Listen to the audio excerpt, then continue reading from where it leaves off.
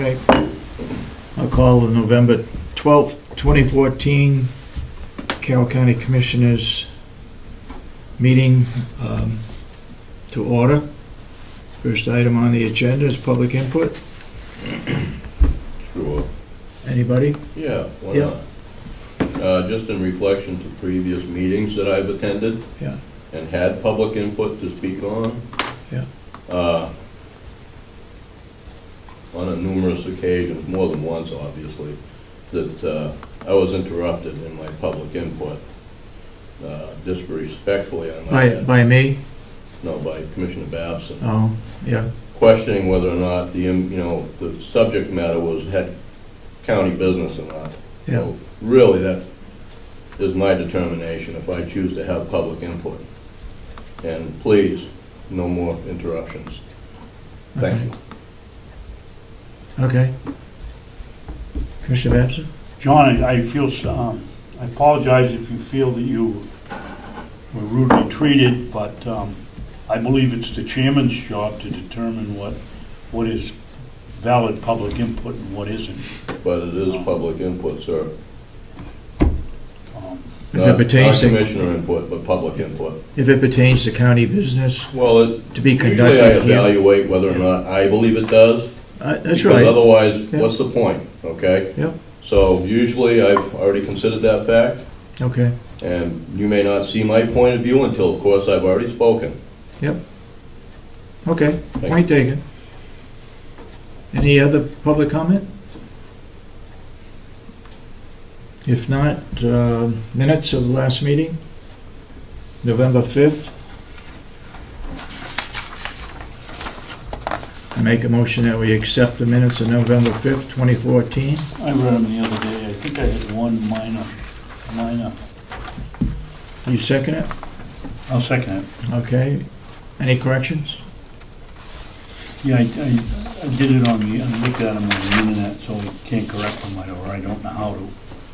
But,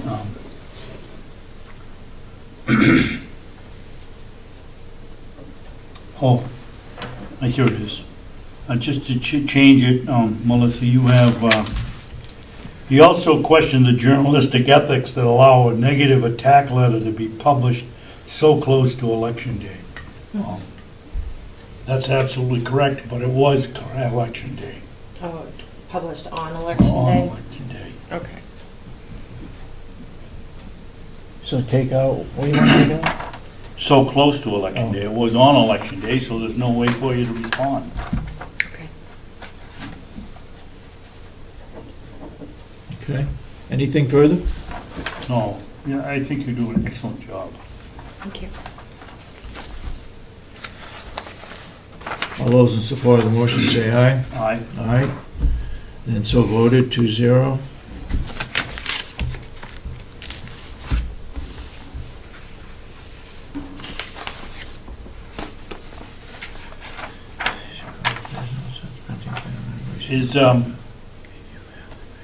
Is Commissioner Kenney going to show up today? I haven't heard whether she's going to be here or not. Commissioner who? Kenny? Kenny? Oh, that, yeah. Who's that commissioner been at? Well, you know, I don't know how they go about it, Ed, but when you're sworn in and you have an opportunity to put in new legislation, we talked about it. I mean, this is a serious problem. This will be. I think Commissioner Kenney has missed 4 out of the last 11 meetings. 2 of them were all day that David and I were here and she wasn't. And something has to be done in legislation that allows a government agency not to pay. This could be him. This could be him. Good morning. Morning. Allows there some RSA or something that makes it so we don't have to pay people that don't show up.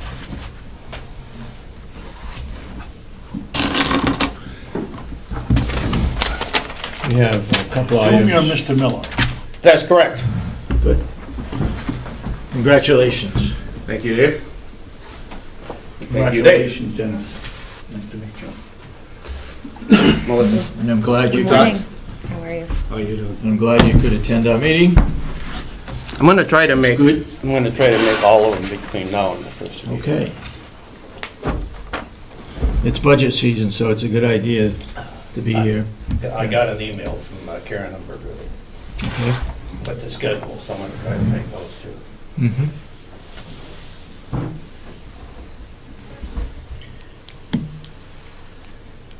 Just as a point of information, what are you signing this morning? This is for Hale's location. New Hampshire State Department of Education Annual Financial Report for the year ending June 30th, 2014. This one is.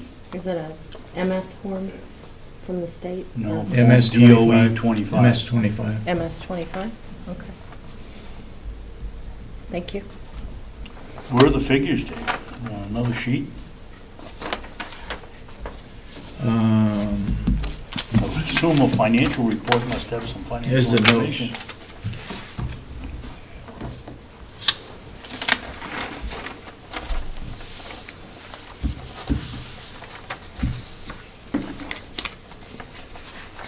And again, I gotta ask, why is it's due September 1st? I know. It's now November. Are we just getting these? It was just put on my desk this morning. Okay. No, I think we have to talk with Kathy and find out why it's,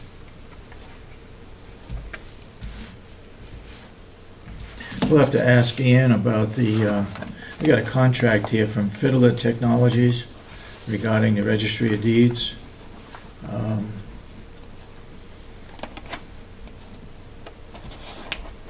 And I'm wondering if somebody else does this work, because this should go out to bid for $36,000, yes, it should. $3,000 monthly. I believe that's the one for the bookkeeping or the special paper, one of the two.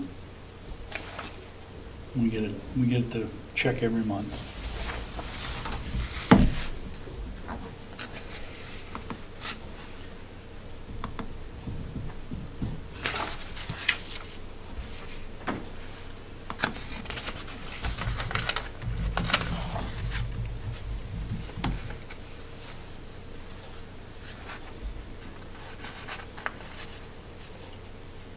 FIDLAR? FIDLAR, yeah. Thank you. Well, we gotta have her come up to, As a point of information, I think when she was here with her budget presentation, she said that she's never had a contract with them. So this appears to be a new thing, even though they've been doing business here. But It's you have Fiddler to verify with out of her. Exeter, New Hampshire.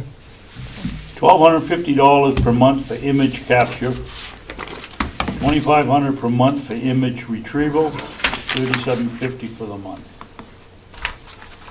Would you like her to come up after your non-public? Yes. All right, I'll go get her while you're on Okay. your break. The non-public, yeah.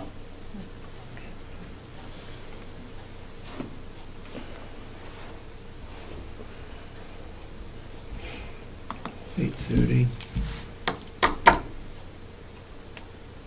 We try to have non-public sessions at the end of our meeting. And the beginning.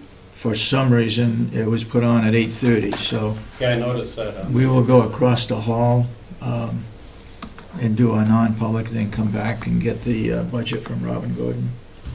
Oh, excuse me for interrupting. I Yeah. thought you said public input, you said non-public. No, non-public.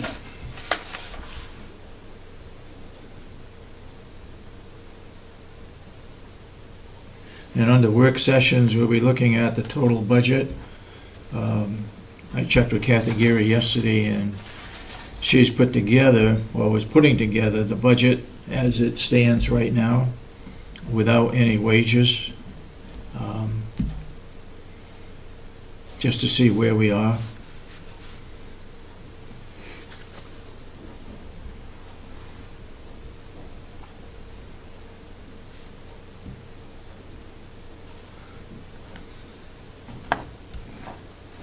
This certainly appears to require a quote.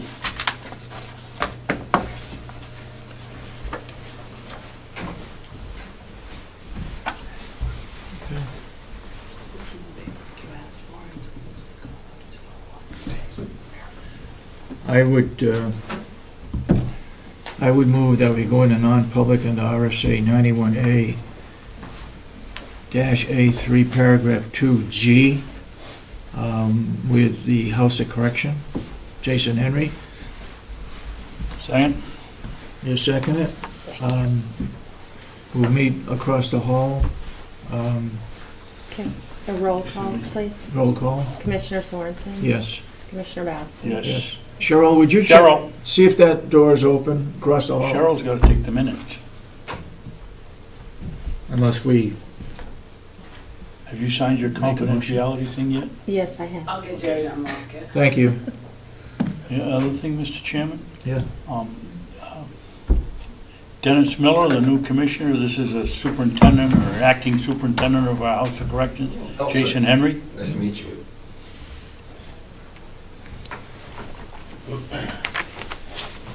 So, we're non-public and we'll go across the hall.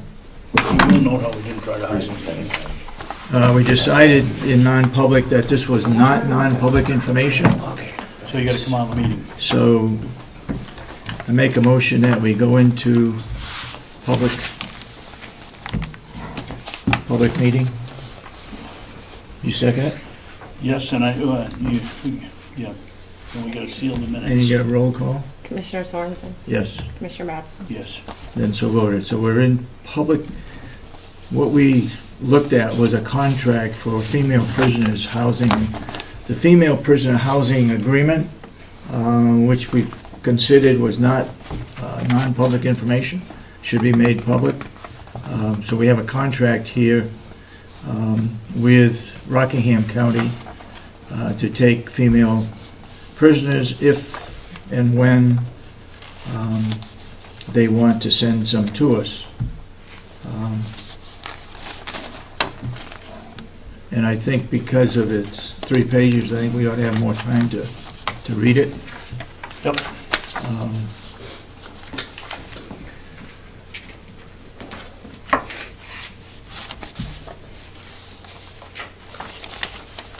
So let's put this off until next Friday. Next Friday, we're going to be meeting, not this Friday, a week from Friday. We'll be having a commissioners meeting at 8:30 in the morning. We got to change the date. I don't get back until Wednesday night. And Thursday, we have union contracts, so we're going to have it on Friday at 8:30 in the morning. But we should have no problem in looking at this and deciding whether we would accept it or not. That's all right, Jason? Yes, thank you. Okay. Good morning, Commissioner. Can I ask about that? Is there a deadline to sign No. under these terms? No. And if I understood you correctly, Commissioner Sorensen, you're not meeting on the 19th, you're meeting on the 21st instead? On We're Friday. meeting on that Friday. At A 8:30. week from, Okay. This a week and contract. 2 days from today. All right, thank you. And the reason we're meeting is because we've got to look at union contracts and get our budget put together. Otherwise, we'd hold it off until the following week. Okay. Jason, you have anything else for us this morning? I believe I'm here with, waiting for Robin Gordon to show up. Yes. Would you mind if you go and see if she's available?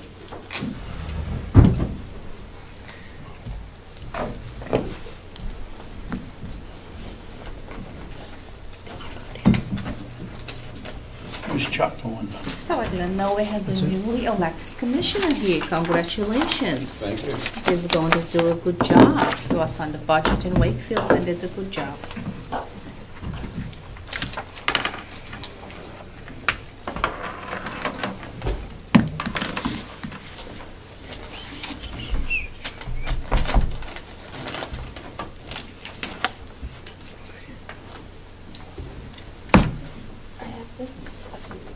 send it out to you guys, because I forgot.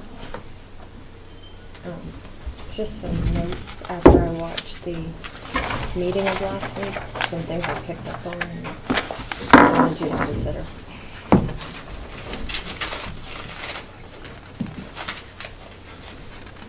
You sent this to me. Did I? No. Oh, okay.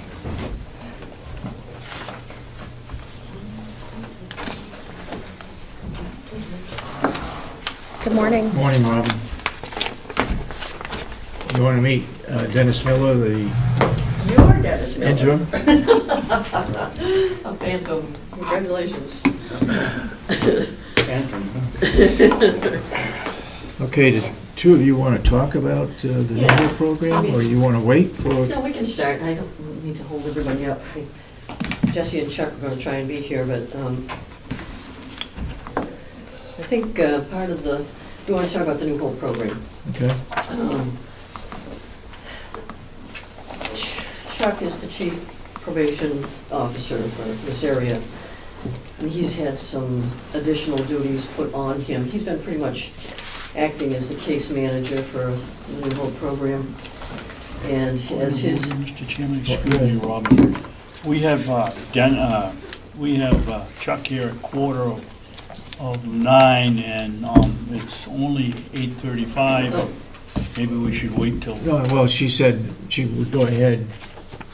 I mean, it's up to you. I mean, they'll come in and, you know, the I mean, is there anything you're disclosing to us that he doesn't know? No, Oh, okay. Okay, go ahead. no, in fact, he's brought it to the team's attention that his duties have become more throughout the state. He's doing statewide training now for probation parole officers. His time is really stretched thin. We had one officer relocate to Gorham, so we're getting a new probation officer here in Carroll County, so he's got that obligation of not only seeing probation and parole people in Conway, but also being training something. So anyway, to make a long story even longer, Excuse me, Robin, does that mean Chuck's gonna be gone? well, his time here is going to be a lot more limited. He's Well, not, when you say one's gone to Berlin, that's not Chuck. no, Oh, no, John Logan transferred up there. thank you. And he had the North Conway area.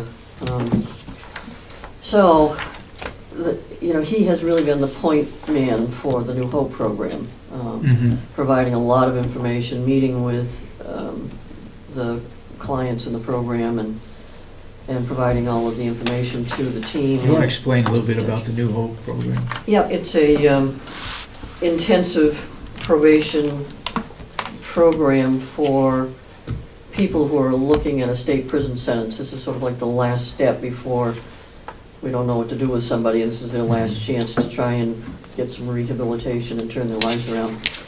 And I was thinking of the numbers that we've had. We haven't had that many people in the program. We have 4 in now who are doing well.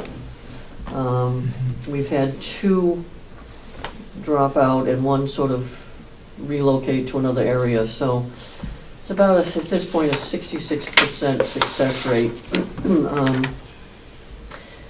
People, the 4 of them are approaching graduation. We have people in the pipeline to get into the program, but not knowing how we're going to manage the program has been a problem, because Chuck has got some real concerns that he cannot function in the way he's been functioning.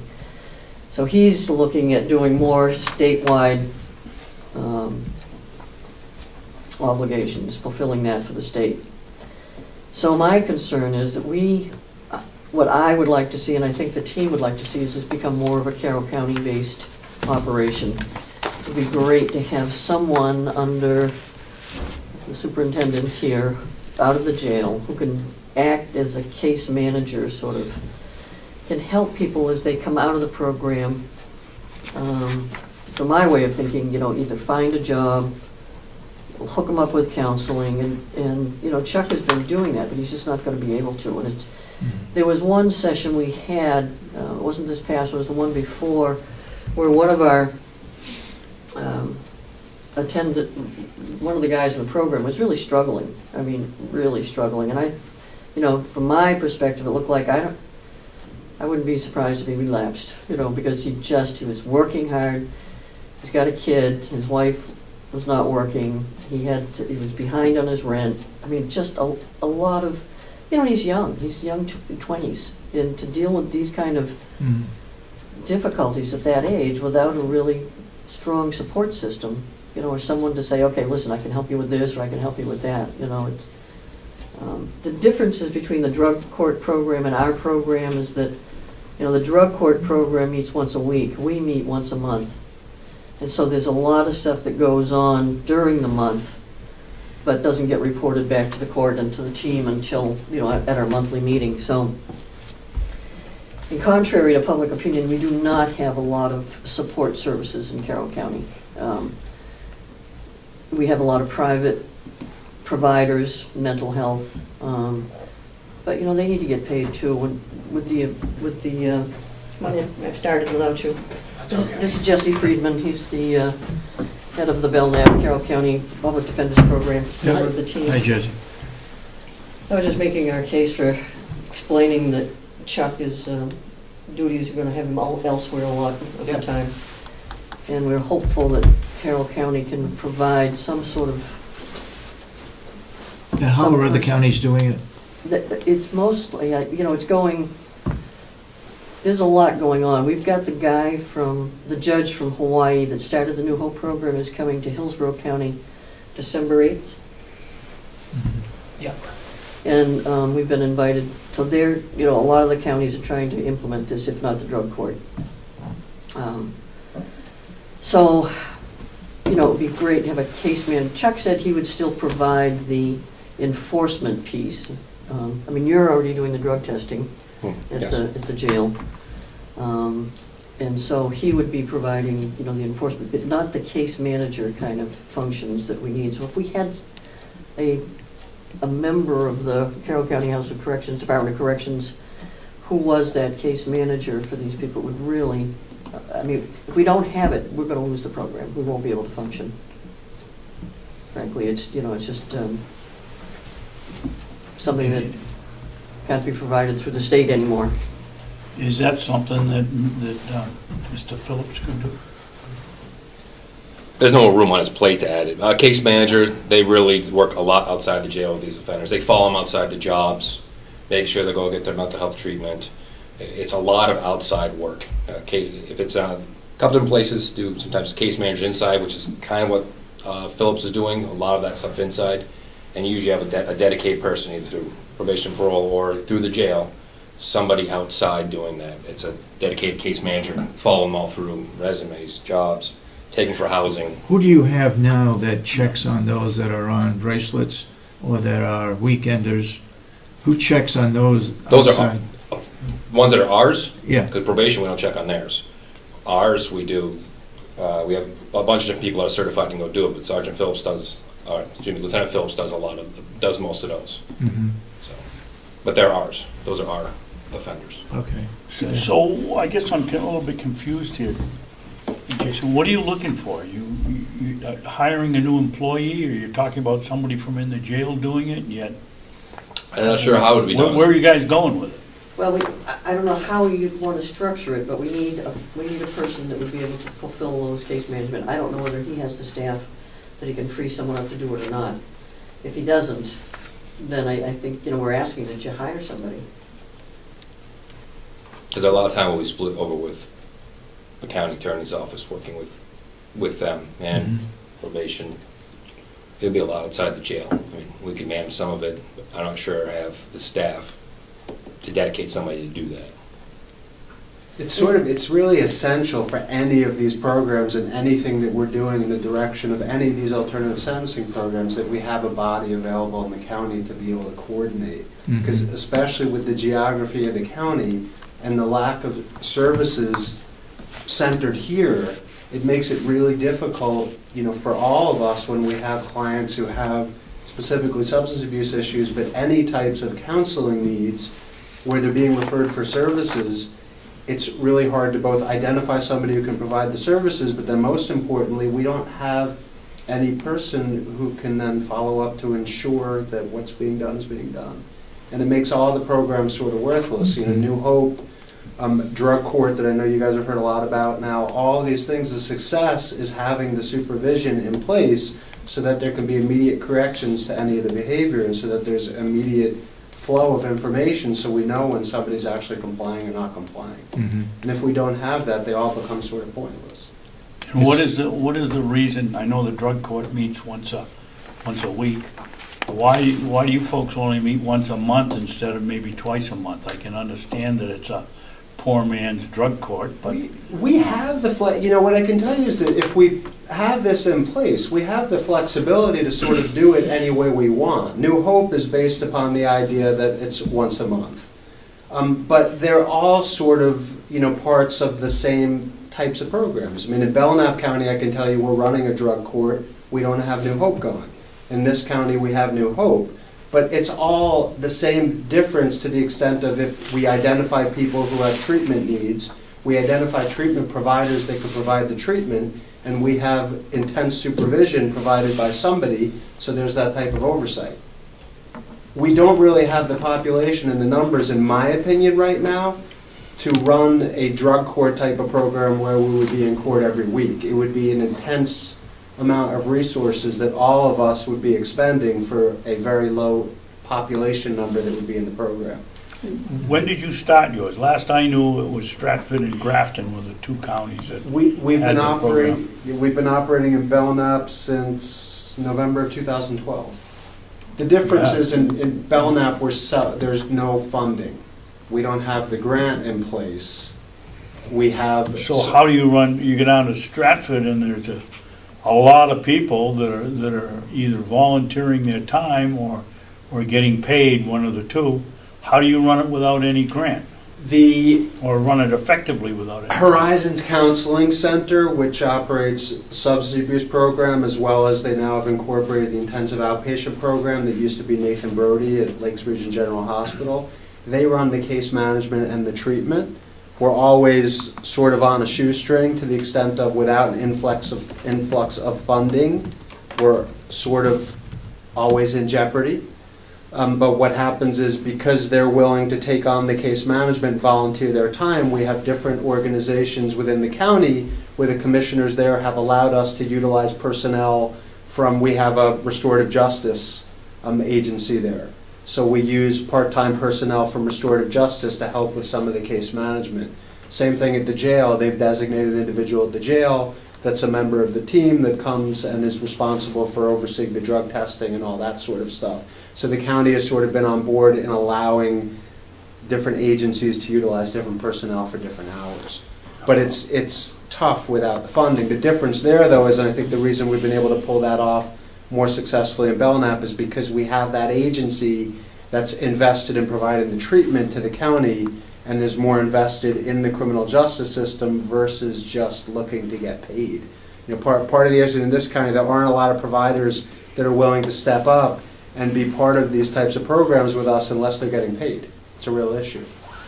How successful has your program been in the drug court?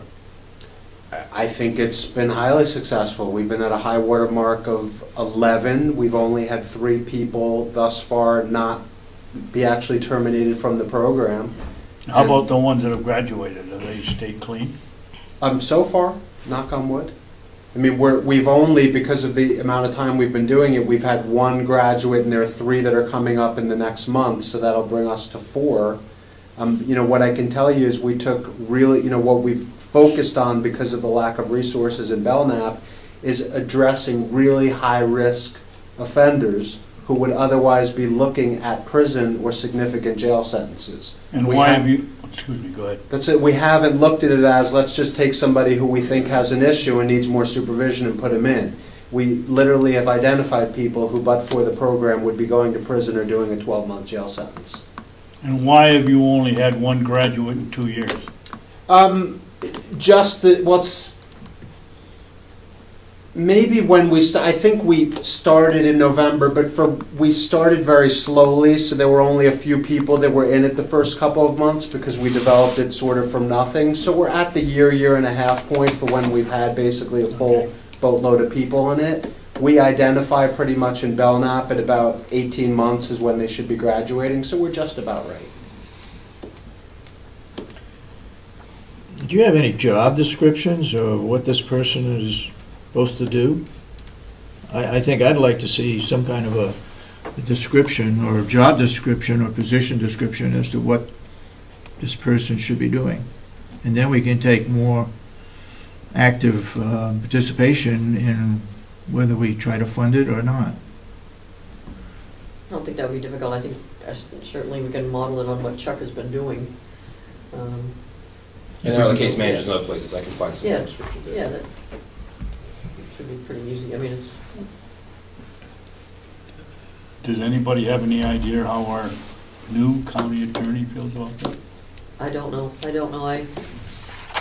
This was sort of in the formative stages when he was leaving office. You know him better than I.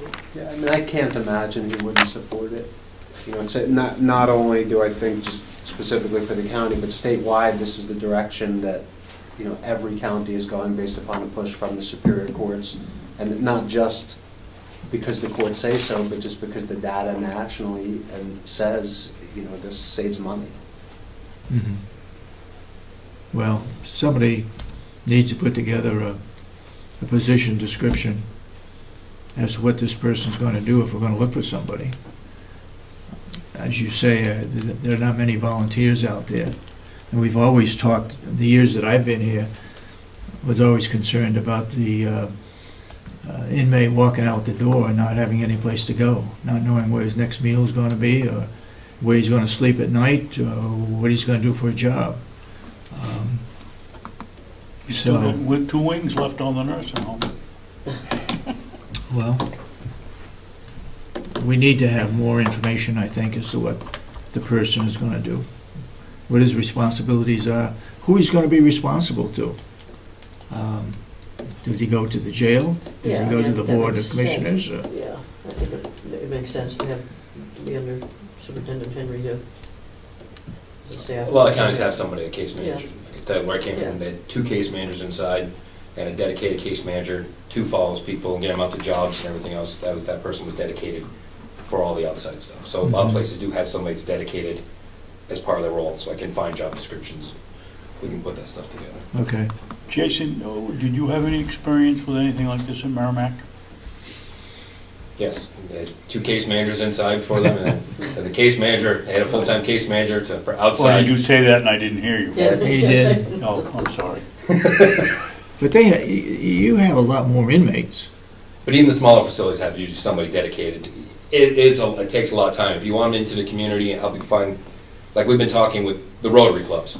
Well, this person, that's what they do. They go out and talk to the business communities. They really get a good rapport with them. They find out where the jobs are, where the food is, the food pantry, how to get in the WIC program, how to get in everything that they need to hopefully have a better opportunity not to come back. Mm-hmm. But that does take time, and it takes a dedicated person who can learn the community and learn all these places, and makes it a lot faster once they know everything of where they can start putting people. Yeah.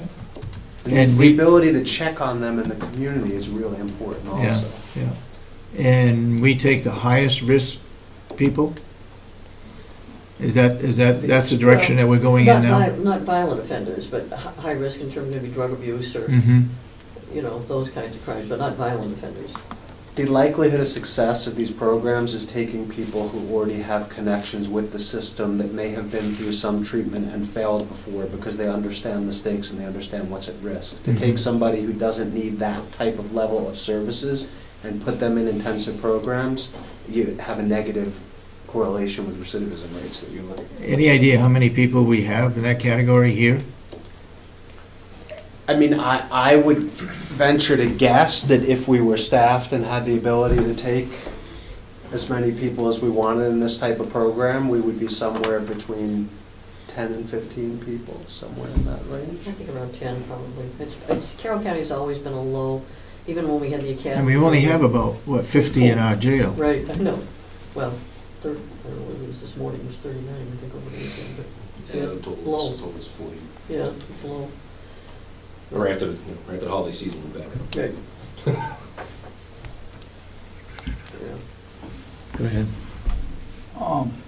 I commend you all for working on these programs, but I have a couple of questions. You go out to the maintenance shed here with the citrus crew, and these kids, most of them,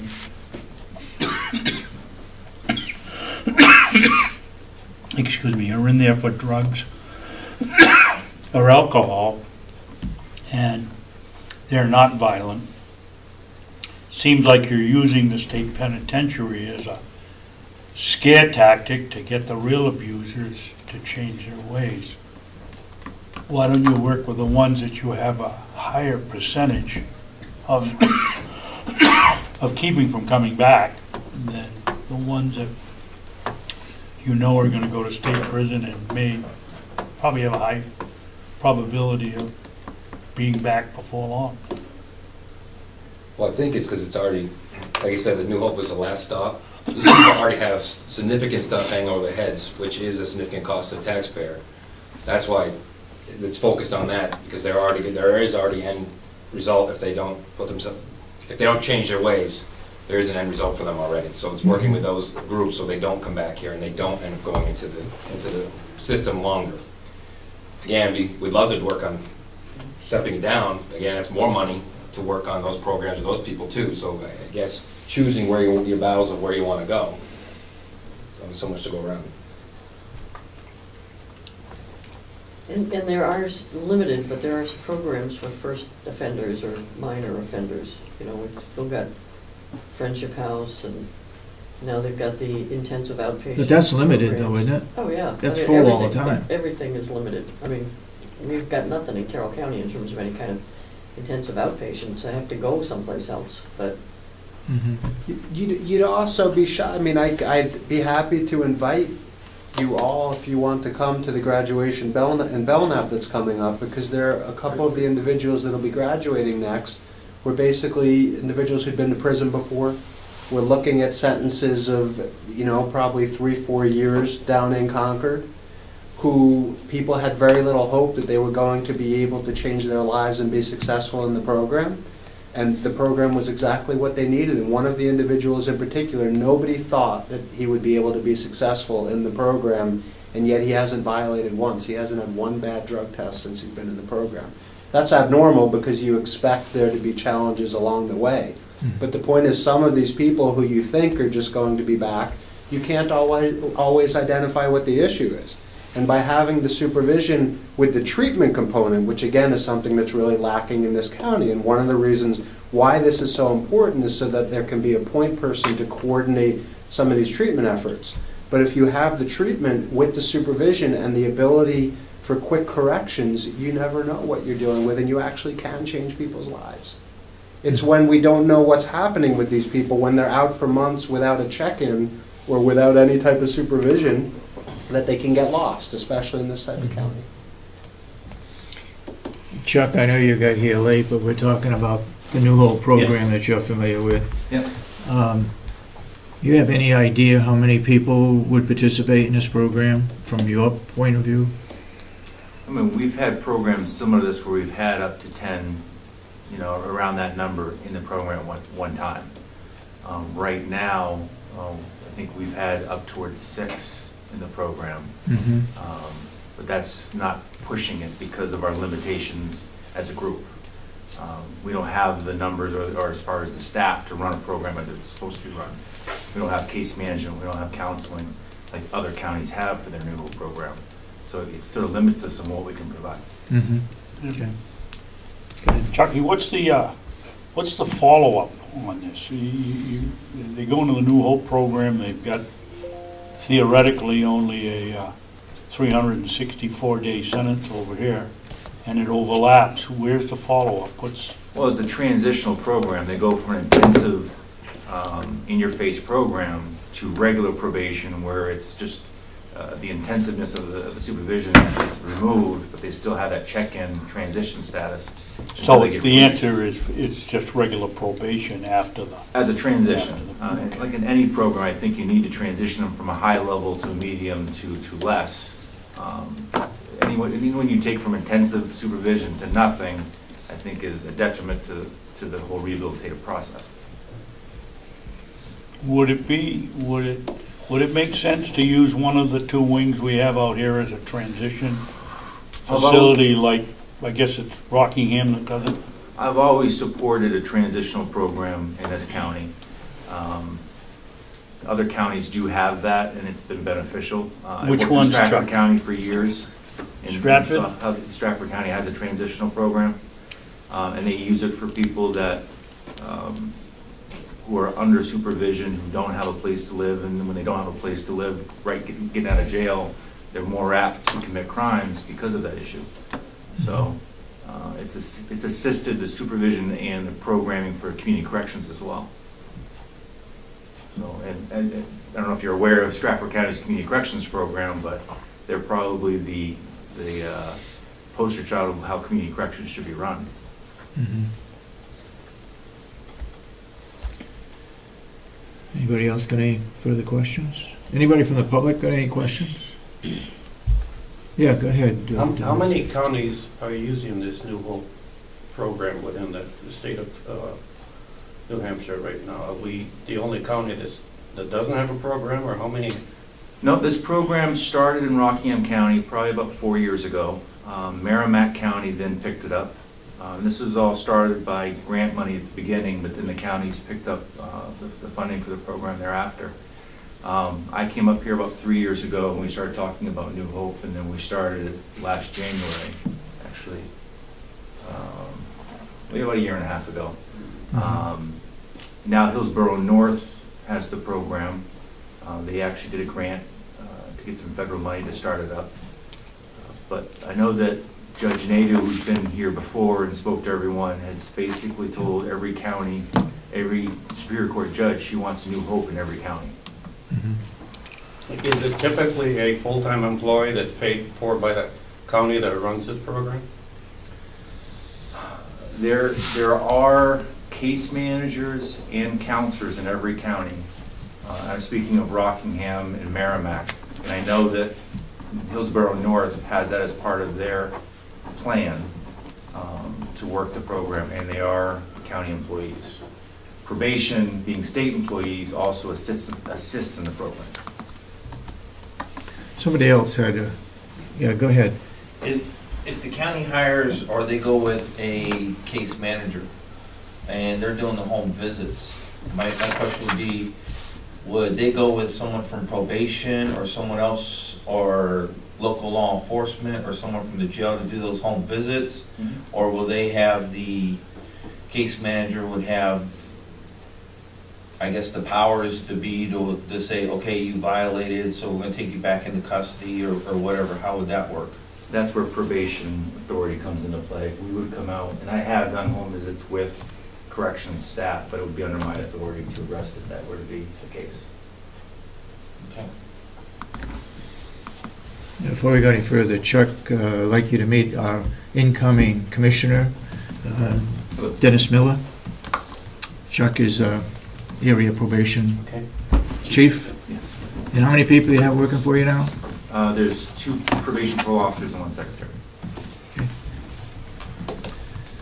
Okay, I guess we need to have some kind of a job description for that person, what that person is responsible for, who they're responsible to, and then we'll try to go from there. Is it part-time or full-time? Yeah. In most cases, they're full-time? I believe so. Okay. Okay. Anything further you want to add? I have a question. Ed, go ahead. Ed. Mr. Babson first? Ed. No, go ahead. How much federal money is actually involved in the grants? Like how much has been applied for? For New Hope? For New Hope? I haven't seen the actual request for money from the Hillsborough North. I'm not sure. The drug court grants are about, the initial startup grants, about $350,000 over 3 years, but there's a county match to that, which comes out to about $120,000 or so a year, roughly $125,000. That can be in kind also, but there has to be a significant county contribution for those grants. You said earlier that the grants are not in place yet. Does that mean you didn't apply for them yet? Well, you're talking about two different things. I was discussing the experiences in Belknap County. In Carroll County, we don't have, nor have we come up with a model to implement the drug court as of yet. What we're using is this New Hope program, which has similar components to a drug court. Okay. Thank you. But the funding is just for the drug court, it's not for the New Hope program on the federal level. Okay. Right. So they have to apply for a grant for the drug court, but the New Hope is not federally funded. Okay. Thank you. Yeah. Yeah. The only other thing that just Yeah. to leave you guys with also to think about, the position is extremely important not only for New Hope or whatever we do with it, also the rehab component, which just started to come up. They keep changing their admission criteria based upon the new federal Medicaid, Medicare mandates. And it's getting increasingly difficult to get somebody into a rehab if they're incarcerated. Specifically, if they've been incarcerated for more than 30 days, generally speaking, they're not going to meet the criteria anymore. But there's also a bunch of things on the checklist that now have to occur, which just recently changed based upon the new regulations, including having somebody available to do assessments at the jail to approve somebody, medical stuff, and a lot of coordination. And without having a dedicated body available that can help with those types of things too, the chances of getting somebody out of the jail into rehab are going to become increasingly more difficult from that county. That should be troublesome to everybody in this room because the lack of there's no outpatient services that really exist other than individual counseling, which are all fee-for-service practitioners. Mhm. So if we're not able to get some of these people into inpatient treatment from the jail, the likelihood of them getting any type of intensive services is going to be slim to none. Go ahead. I'm sorry, sir, I didn't get your name. My name? Yeah. It's Jesse Friedman. Friedman? Friedman, F-R-I-E-D-M-A-N. Jesse, when is graduation? You mentioned it over there. I'll send you the dates. We meet on Tuesdays, so probably because of the holiday, we didn't have our normal weekly session. I can let the commissioners know next week, after next Tuesday. Would you when the please? date's gonna be. Yeah, sometime in December. I went to one graduation down at Stratford County, and if you want to hear some heart-wrenching and heart-pulling stories, get down and listen to these people that, they're young mothers, young fathers, and they've made it through the program. And what I couldn't get over is what a fantastic job the judge had done. And he was almost like a godfather to these kids. And if you want to see how the program works and how it's a big upfront investment, but at $100 a day, you get it back pretty quickly if they don't come back. And I would highly recommend, if you want something so you can really understand how the drug court works, is get out and see one of these graduations. Come to one of our sessions. Our participants are, like I mentioned that a month ago, when one of our participants is struggling and was hanging in there and didn't offend, didn't do drugs. It was pretty amazing. I think what we really need, Robin, is more outreach on the follow-up. Yeah. I mean, I know you're doing it, but let the voting public know that it's 60% if you don't have this program, and if you do, I think it was 91% success rate in Stratford or something like that. It was a high number that they're not coming back, and it's worth the investment. It absolutely is. I agree. Okay, anything else you want to add? Well, somebody write up some kind of a job description for this individual and full-time. I can Chuck? add one last thing to it is, if you want this program to be successful, there has to be some support for it, because the way it's running right now, it's going to be less successful because you don't have the case management and the counseling. Mhm. So if we want to support it, we're going to have to add these positions, or I don't think it's going to be as successful. Okay, thank you. Thank you all for Thank you. sharing that information with us.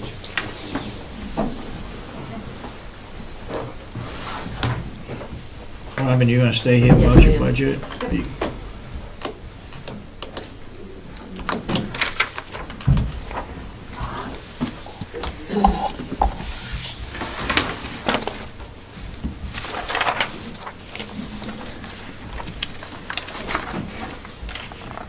Okay, you want to go through your budget line by line, and we'll ask questions, especially where there might be some changes. I got the I got the budget worksheets from Kathy yesterday. The poor thing was apparently working and I couldn't read them. They were on my phone. But You have a copy, right? Yes, the budget. Okay.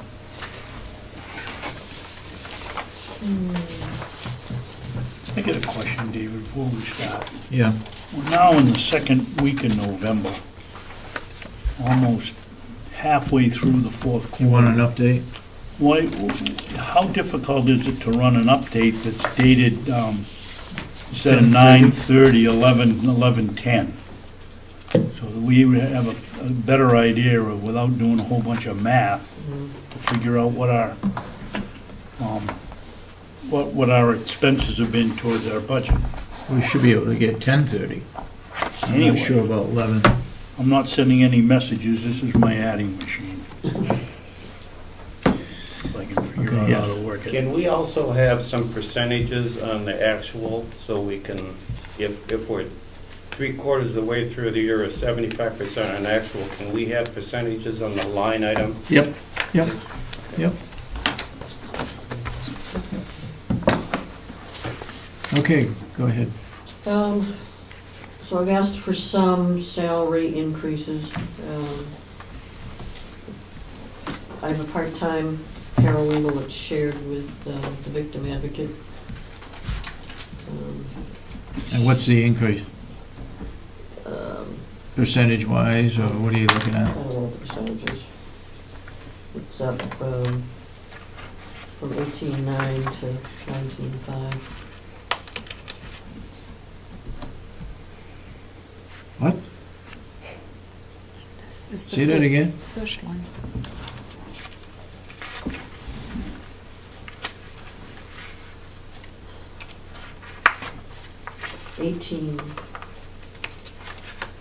$18.9 was the 2014 was approved budget, and I'm asking that to go up to 19.5.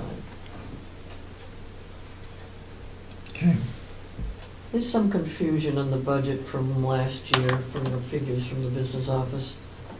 They have it as 19, 332. and that was wrong. It was wrong. It was really 18,916. 18 what, Robin? 916.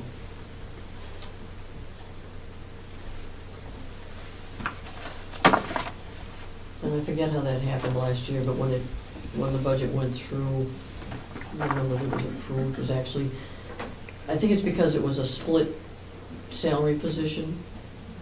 Somehow it got counted twice as opposed to just one, I don't know, it was very confusing, but the actual 2014 approved was 18,916. It looks like it was double in your budget. Yeah.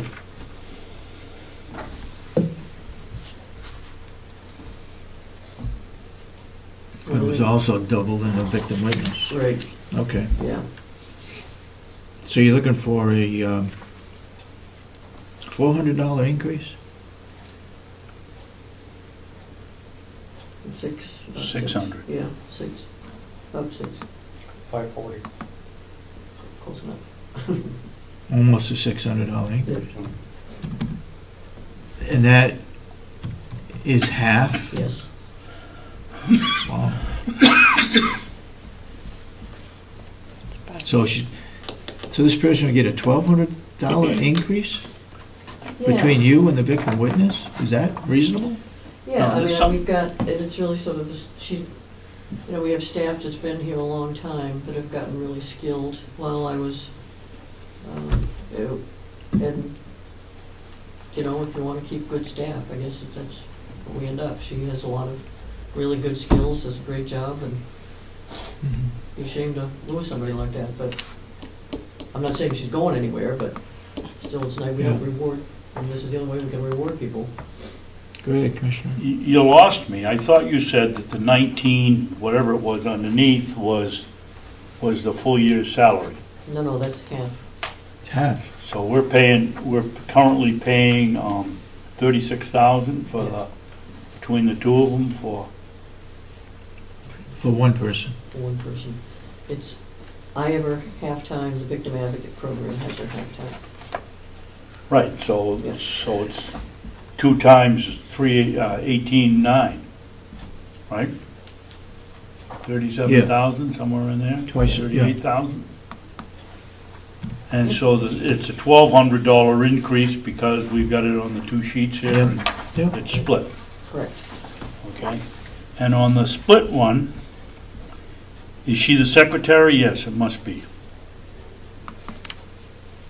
Is that correct? On the victim witness, you have it up as a Yeah. part-time salary on one and a salaried secretary on another. I'm assuming that's the same one. The Yes. same, it's the Yeah, same. part-time. Yep. Okay, I'm with you.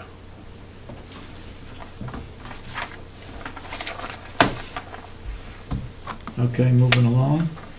So- Paralegal? Paralegal, yep.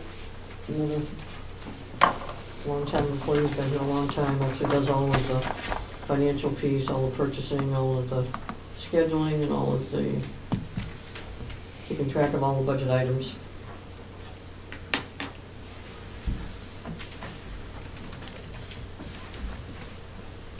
Asked for an increase of $10,000 in the assistant county attorney positions.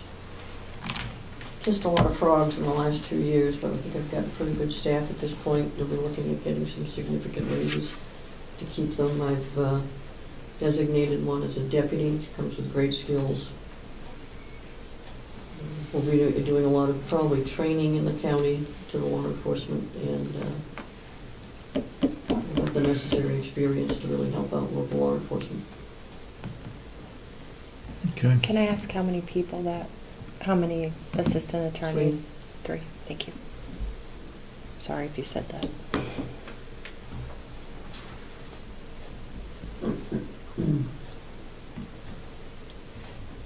And then the salary for the county attorney, apparently, that was set last June or whatever.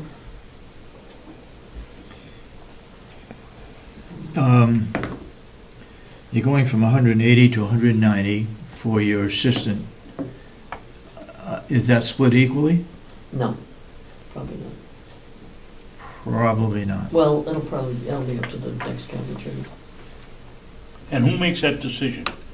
Will you be making it before you're out of office, or No, does Tom the make it? Budget doesn't go into effect until the 1st of Yeah. April. Yeah, that's a good point. Yeah. So that'll be up to Tom whether he wants to split it evenly or Yep. do whatever he wants to do. Yep. Okay.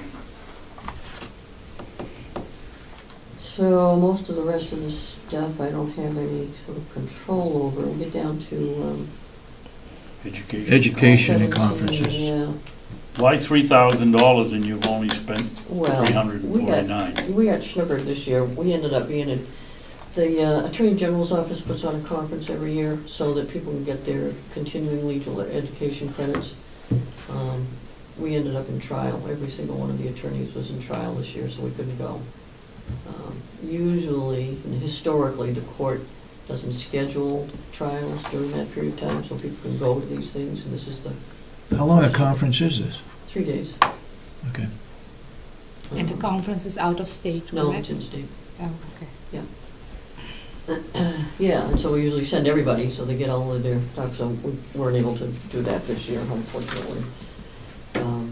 But we've got, I think everyone's CLE credits are good, so we're okay with that. But that'll come back, I mean, next year they'll be going. But you haven't spent the 2 previous years, you haven't spent what you budgeted. It was 2011 and 1,700.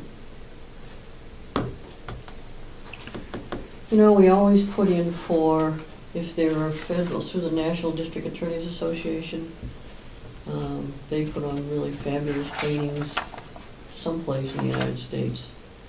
And we always put in for scholarships. I was able to send one attorney to one last year and did ask for a scholarship and got it, but if we hadn't gotten a scholarship, it would have used that money. And they're really excellent trainings. It gives the attorneys an opportunity to meet with other attorneys nationwide and see what's going on and get some really good contacts and feedback and education. The National District Attorneys Association last year actually brought some training to New Hampshire, and we were able to get on those, but I would ask that you leave that money in for the opportunity for people to get really quality education if we can, at a good price. Does that mean we're gonna keep them longer? You know, who knows? Who knows?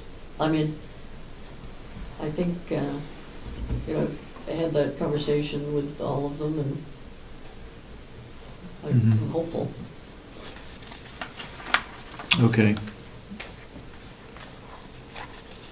You want to, where does the autopsy expense go now? Oh, it's its own medical referee. There's a different category for that one. You know, I was thinking about that, is that we're going to get a more aging population in Carroll County. I don't know, some of the line items for that were up and some were down, but I think in general that we came out really close. I don't know how to budget for this, you know, it's just, people die, you have to pay for it, so I don't know how you can even estimate how many of these you're gonna have every year. Who's picked that up in the past? Well, this was the big change that the state was gonna pay for the autopsies and we would pay for the other services. Remember a couple of years ago we had that big fight in the legislature? Robin, I don't know who's in charge of your organization, but when I sign the checks for the medical referee, it's ridiculous. Died a natural death in the nursing home, investigation. Yeah. And it's $40 just to call the office, and or is it 25 and 40? It's ridiculous what they get. And yes, I guess some of them are suspicious, but when they die in their own bed at home and you're looking, the age is 92, you don't need an investigation. You know, I've had the... It's a ripoff what we have to pay them. Well, I guess if you're the medical referee and you get called at 2 or 3 o'clock in the morning, $25 for a phone call consult is extraordinary. The expense that used to irritate me is the differences in what the funeral homes charge for transports. And I had called the Attorney General's office and asked about that. I said, is there any kind of, do they put out any kind of bid, or is there any kind of cap on what people pay? Because we have one in Carroll County that I thought was a little abusive and would charge exorbitant rates for transport, whereas the other two that we regularly deal with were very reasonable. But they just submit the bills. Is that the gentleman from Manchester that we hauled all over, that nobody, he got into the nursing home without signing the paper? No. Well, I'll tell you, of all the bills that come in, this is one of the ones that catches my eye right away. I don't care whether it's 2 o'clock in the morning or 2 o'clock in the afternoon to answer the telephone, and $25 is too much money. And there's one in there for, I forget what the $40 one is. Yeah. And then they charge you mileage if they have to come out and look, which is legitimate. I can tell you, it's just not calling the nursing home. I mean, it's calling dispatch, it's calling me, it's having a consult with whether there should be an autopsy or not. I mean, we just had a car crash up in Bartlett where a woman died, and the medical referee had to drive from, she lives in Wakefield, getting up to the school up in Bartlett on 302 was a haul, and getting there and spending time and going to the hospital. I mean, frankly, Well, that's different than a phone call. I mean, that's legitimate. It's just when you just call down there and they charge you $25. Yep. Yep. Okay, let's move on to criminal case expense. Yep.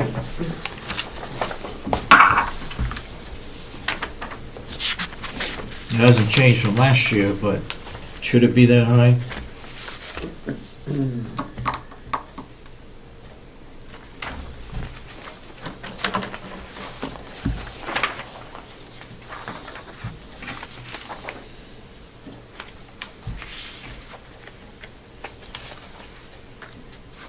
You know, this is the kind of, depends on what happens with a trial and transcripts, out-of-state subpoenas. It's that sort of, up until, what was this last printout? Oh, I've got a printout from December 30th that we had spent $3,219 in that line. When, Robin? October 30th this year. I got Oh, a print. October 30th, okay. Yep. Yep. Sorry, could you repeat that, Rob? The number? The number is $3,219.16. Thank you. You know what's fascinating, an interesting thing about Carroll County is that because we're a tourist destination, a lot of the, not a lot, but some of the crime that occurs are tourist victims, and bringing people who don't live in the state and bringing them back is an expense that's sort of interesting. I mean, I've got a case right now. The victim lives in New Jersey, and the perpetrator is in South America. And working with the Secret Service, they've actually located, it's a sexual assault Boy Scout case. It was a sexual assault, you said? Yeah.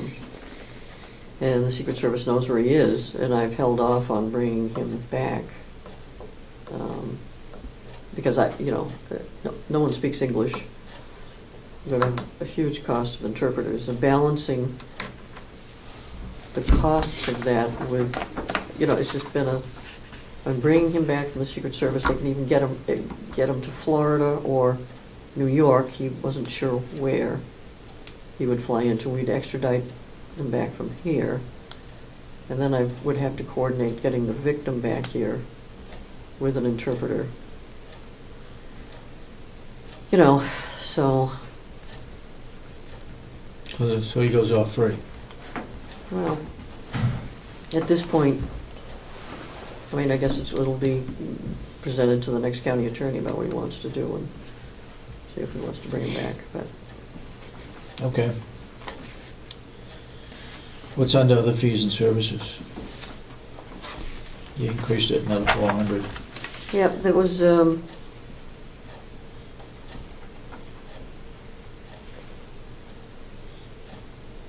we've got Westlaw research, online research stuff. We've got bar dues on here. Some of the ads that we placed for attorneys, hiring new attorneys and stuff. So what have we got other fees? That's not advertising though, right? For new attorneys. 4,000. That comes out of HR. No, we do it through the Bar Association on the online. It doesn't go through HR. So there's no cost? No, there's a cost to it. It was $65 for that particular. But yeah, no, we do it through the New Hampshire Bar Association, so that we're targeting attorneys, not the general public. Not paying for that. So you advertise For attorneys through. through the Bar Association? Yeah. But that's it? Yep. HR handles the rest? Any other advertisements that go out in local papers or whatever? Because that's in her budget, the advertising portion of any new position, any position goes out of her budget. Well, we've done it out of ours. Because the only advertising we've done is for attorneys. I mean, I haven't had any other staff turnover. So I have a question about it. The only advertisement is attorneys. So where did you advertise? The New Hampshire Bar Association? Is Right. that not free? No. You Oh, have is to it? pay for that? Sure. Yep. Jerry, we're gonna be another half an hour at least. Okay.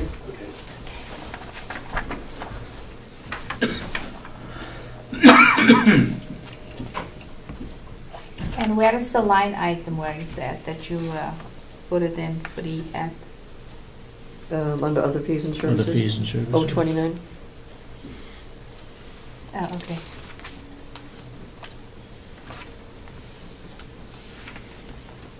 Okay, civil commitment. Yeah, we have a gentleman that was released from the New Hampshire State Prison on Saturday, who I thought I was going to be coming here and asking for $25,000 for the civil commitment under the Sexually Violent Predator Act. He's a gentleman that's lived in North Conway, who had been, SB 500 was a problem with this particular case. He got committed to the state prison, and while he was there was convicted of smuggling contraband into the prison. The prison unfortunately paroled him into the second charge, and when they did that, unbeknownst to all of us, I've been dealing with the parole board all last summer with him, well, this past summer. We all thought that if they maxed him out on his sentence on the second charge, then I would get the notice and I could petition to get him sexually, into the sexually violent predator. But because he had been paroled already, he's not eligible for the sexually violent predator because the parole board found that he was eligible for parole. So, make a long story even longer, the criminal case, that civil commitment, I don't have anybody in the wings, and this guy's out in the community. Okay. Office supplies. Yeah. Did that go down on yours? Yes.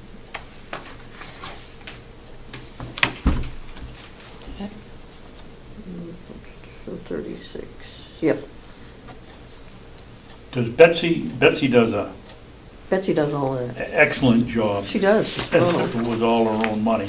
Yeah. But when it comes to office supplies, does she call downstairs or over to the nursing home and see if they're buying anything that day? I don't think she does, but she tells me that she doesn't buy anything unless you can get a coupon with some money off. Oh yeah, Yeah, she does. She's very, she's a watchdog. Coupon clipper. She is. I don't think we bought any paper without like 20% off or something, or some sort of. Okay, dues, licenses, and subscriptions. Yeah, 37. Remain the same.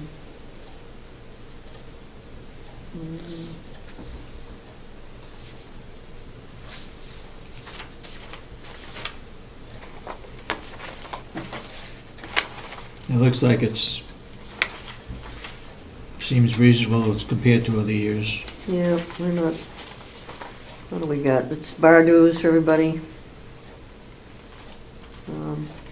You get the law book that comes in. Yep, New Hampshire Evidence Manual, updates. we get the statutes. So, nothing extraordinary, no big deal. Under the postage line, we're trying to keep that the same. Betsy had sort of I'm increased. assuming that it hasn't been updated. What? 471 is what was spent. No, what she does is she buys bulk forever stamps by the end of the year. Okay. And that carries us through. She wanted an increase, but it looked like we're still running about the same, so we're still hand carrying a lot of discovery over to court or having the law enforcement officers deliver it for us, so. Yep. Telephone. I thought we were supposed to get a cheaper rate on telephone. Yeah, I haven't seen any budgets going down. No.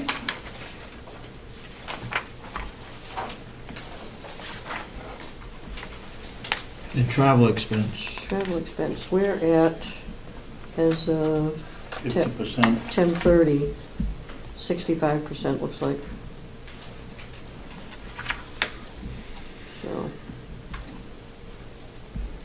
So we're right on target for that. Copy expense, we're going to be looking at bidding that out next year. Yep. New equipment.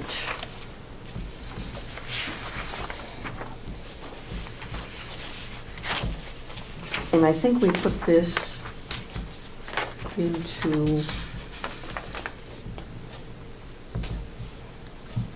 most of it into the IT budget line. Yeah. Okay. And the only thing I think. Did you tell Kathy Yep. what is coming out of new equipment Yes. for computers? Yep. Okay. Yep. We got a laser printer, one new computer, and upgrades to existing computers. Okay. And a Would you disc. run that one, please? and One new computer. Well, it's going to be the one new computer split. It's for the part-time person, so half will come out of this budget and half will come out of the victim advocate budget. Well, it's still one computer, whether they take a hacksaw to Right. it or not. Right. And what are the others? Updates? A laser printer. We've got one, I think that's a really old. You named something else. And upgrade existing computers. Upgrade what? Existing computers. And a disk duplicator. It's a standalone little thing rather than run it through the computer, which is really slow.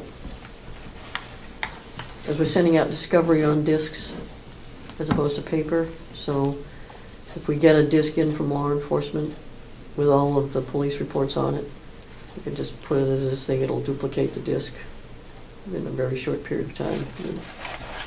It frees up the computer time.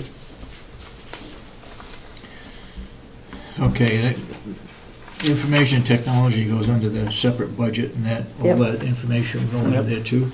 Yep. Extraditions? Yeah, I think we were sort of looking at whether we're going to get that guy back from South America or not. Robin, you frequently send down something or other that says, please write a check to so-and-so and give it to Betsy. And it appears it's going to some other jurisdiction somewhere else. Do you have to pay in advance?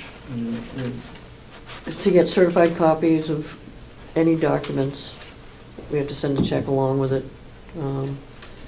If we're subpoenaing someone from out of state, the check has to go with the subpoena. Well, yeah, that's what it is. Yep. Does that come under extradition or somewhere No, else? that would come under criminal case Criminal expensing. costs? Yep. So why do you think it's gonna be, why did you increase it by $1,000? Where are we? On the extraditions, because of that South America case. For what? The South South American American case. case. And where from South America? Which I country? can't remember. What are they speaking? What is the language there? You don't know? I can't remember. And it was, I can't remember.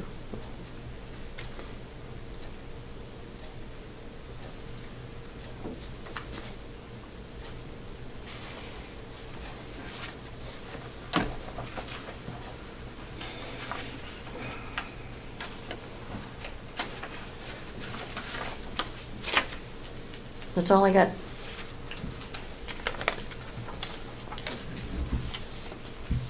So right now it stands, you're up by $11,000, 11,500. So I have a question. ahead. The IT is here in. Didn't we discuss that we were going to have like a separate IT budget? Yeah, So yeah. why is the IT here? Not Take it here? out. It's taken out. Oh, so how do I have it then? Okay. Robin, you It's all you taken don't... out? Oh, excuse me, Asha, Go ahead. go ahead. I'm sorry. You done? Yes. Okay. Go ahead. Robin, you have no revenue at all? None of these RICO redemptions come back to the county attorney? Where do they go, the sheriff's department or to our general fund? I have no idea. What is it? The Rico? RICO, when they take a car that's, or a boat and they sell it off in an auction, part of it comes back to law enforcement here, don't you get any of it? Oh, you mean for drugs? Yeah, Right. it goes, it's actually through the Attorney General's office, and the local law enforcement will get a percentage of that. It doesn't come to this office. Even if the sheriff has something to do with it? Well, it may come to the sheriff, Or right? the sheriff's But it doesn't come to my None, office. you No. don't prosecute it, or you don't get any We funds don't for get anything. prosecuting it? No, because it's a whole separate forfeiture proceeding that's done through the Attorney General's Oh, office. okay, thank you. Okay, you want to go to medical referee? No change? Right, no, like I said, I don't know how to estimate who's gonna die next year.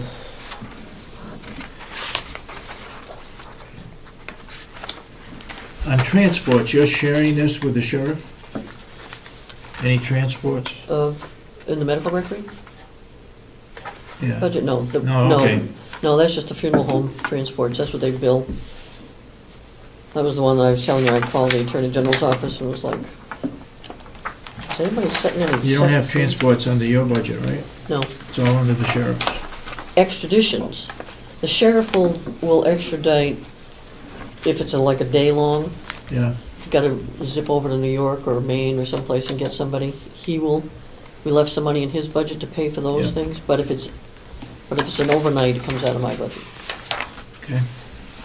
So on the, I can see I was ahead of myself with my chat a little while ago. The medical referee, travel expenses, that's for the medical referee? Yep, And so you actually break it down between the physician's call? they do. The, They break it all down. okay. And the transport is hauling the It's a funeral home. corpse away?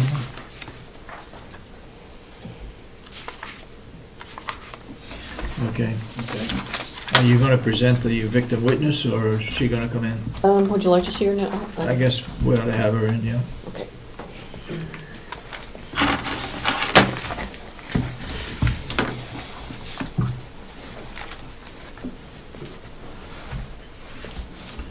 I have a question. Was there ever a note to send out to all the department heads that HR was going to do all the ads and the budget?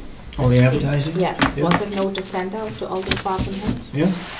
But it seems that she was not aware because she put it in order to. Well, she's only service. putting it in because of the bar association.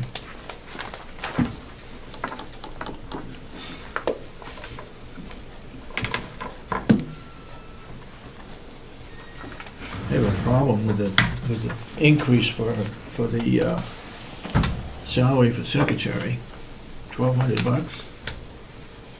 You pay, It works out to $22. part-time, the part-time secretary is only making a little bit less money than the paralegal.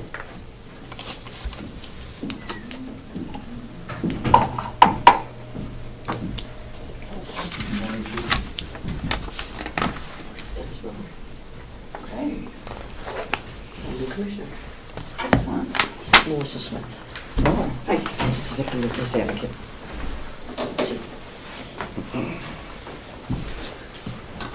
Okay, we've had the explanation for the part-time secretary. okay. What about your salary? Um, Is the figure adopted budget last year for 45,832 correct? yes. Oh, did you explain Wanda's? Yeah. Okay, all right. And so you're looking for a $1,200 increase? I am.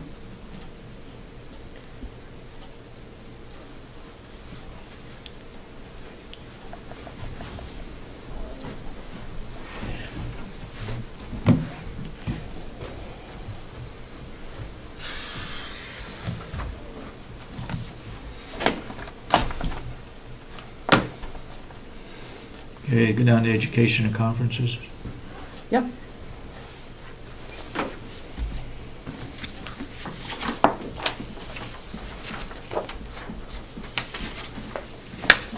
Do you have an update figure on the expenses For, for education and conferences? okay, what do you mean? For the next year's Well, coming right budget? now, you've only spent $545. Right, I am in the process of, I'll spend an additional probably 1,200 for the End Violence Against Women conference that I attend. The next one is in New Orleans in April. It's always in April. So that goes on next year's budget. Well, sort of, but the way I've been doing... It does. Okay. Because it's grant money, and the grant fiscal year is different than our Right. fiscal year. Yeah. I've been in the past purchasing the travel arrangements and the conference package at the end of our fiscal year. But technically, that fiscal year is July 1st to June 30th. And that's grant money. So technically, you still have time to spend this money. Right. That's what you're saying. Correct.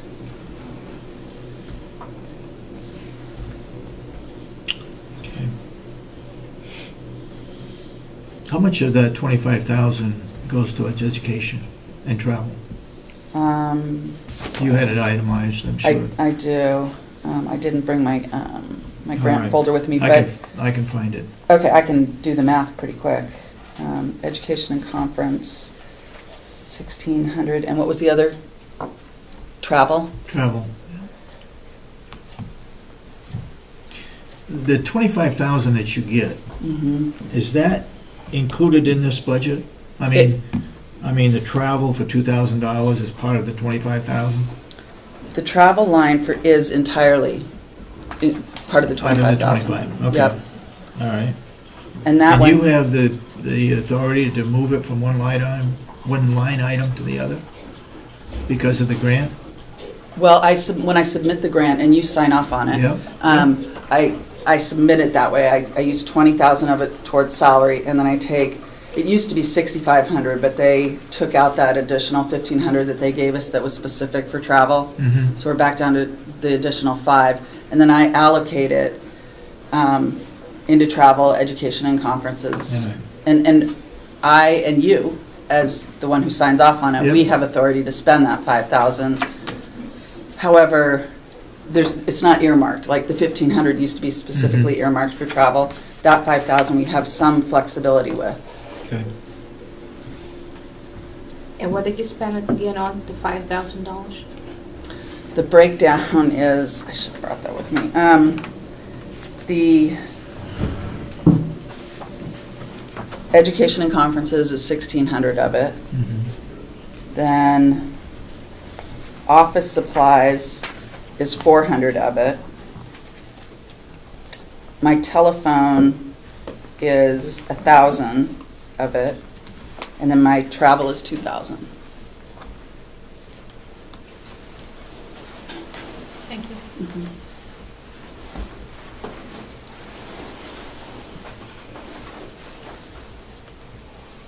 I guess I missed something somewhere.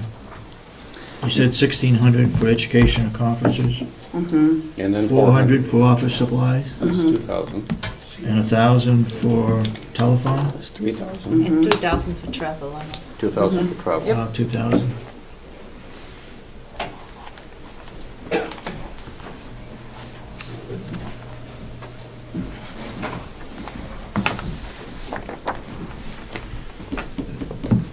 Okay.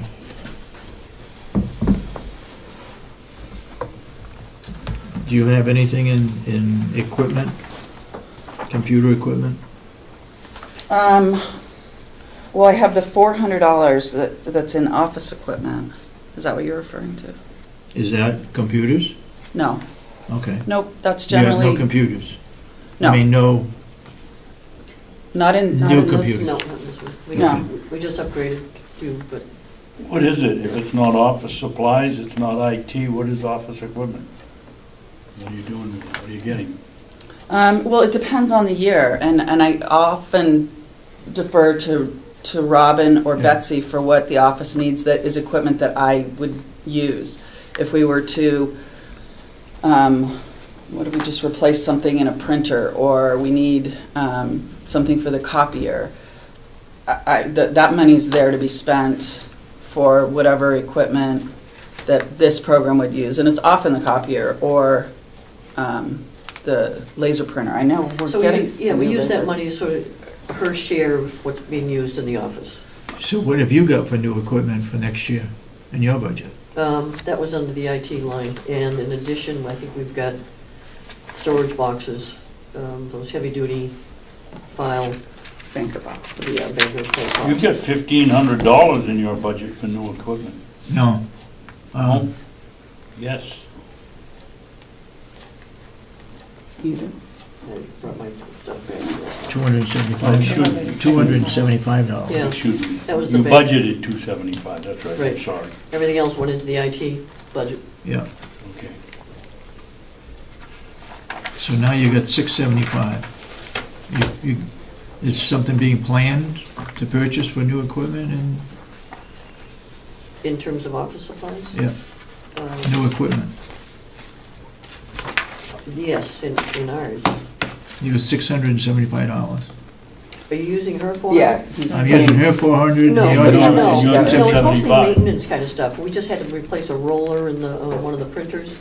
I don't know how much it was, but because Melissa uses all of the office equipment that we have in the office, she contributes to the purchasing of that, with that $400.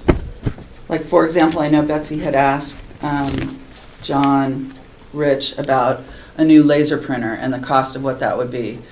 I don't know where they're at with that, but like, for example, if that were to be $800, then that's what my $400 would go to. Okay. I mean, I have no idea what the cost of a new laser printer is, but that's, yeah, that's how it would be spent. Okay. You got anything else you want to present for your budget? No, it's pretty much Anything stayed. new? No, the drop in the travel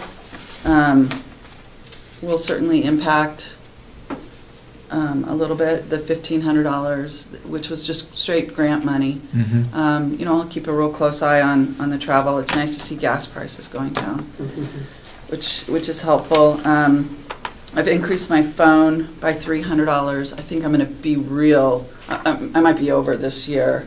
And that's just straight up variety. That doesn't change that much at all. But I mean, I think that's just as a precaution so I don't go over. And then everything else is pretty much the same. Okay, you have any questions? Yeah, when is this grant up, Melissa? It's July 1. It July goes, 1? yeah, it goes from, well, June 30th is the end, and then the new one comes in. When does the request come out again? She, technically in May, but Sue Dearborn runs the grant for us, runs this particular grant out of Concord. Oftentimes it didn't come out last year until the end of June, and we sort of, I don't know how she does that, and I don't know what, what's involved with that, but it's as early as May and as late as the end of June. You expect they're getting that again this year? It's Or next always year? been, in the 11 and a half years I've been doing this, we've always had the $25,000 grant. Okay. I don't, David? Go ahead. Don't forget, we have a new grant review committee that ought to get this before. Yeah. I think I gave my grant to the grant review committee. Last year? I did. We didn't have a grant review committee this time last year, did we? Well, I gave my grant to... It's the first one we looked at this year. Was it? Yeah. Okay. Yeah. Good. Yeah, I handed Go ahead, that, Ed. I handed a copy of that packet with the grant and the grant review findings last year. I have a copy of it if you want it forwarded to you. No, I just want to make sure that you people get a chance to look at it, and if you've already done it, that's fine. Okay. Thank you very much. Yeah, thank you. Thank you. It's nice to meet you. I have a question for Ed. How many people do you have on that grant review committee? How Three. many people are on that grant review committee? Total 3, right? 3? There's Steve Brown, myself, Melissa Siemens, and Priscilla Colbeck. Oh, Oh, so you have 4. okay. Okay. Okay, Howie. I'll move you up.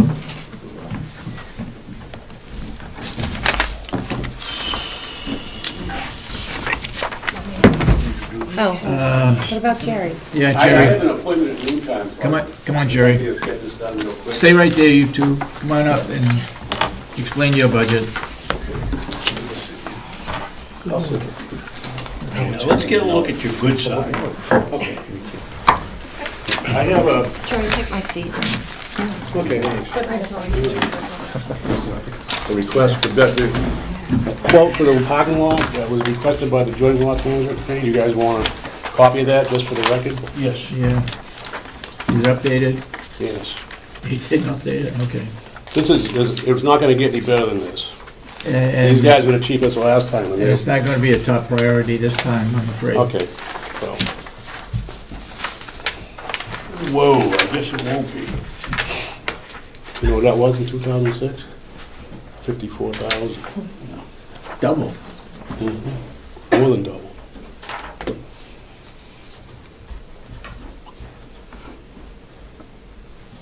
Well, I don't think we'll I won't be have to worry about that one. too fast. Okay, go ahead.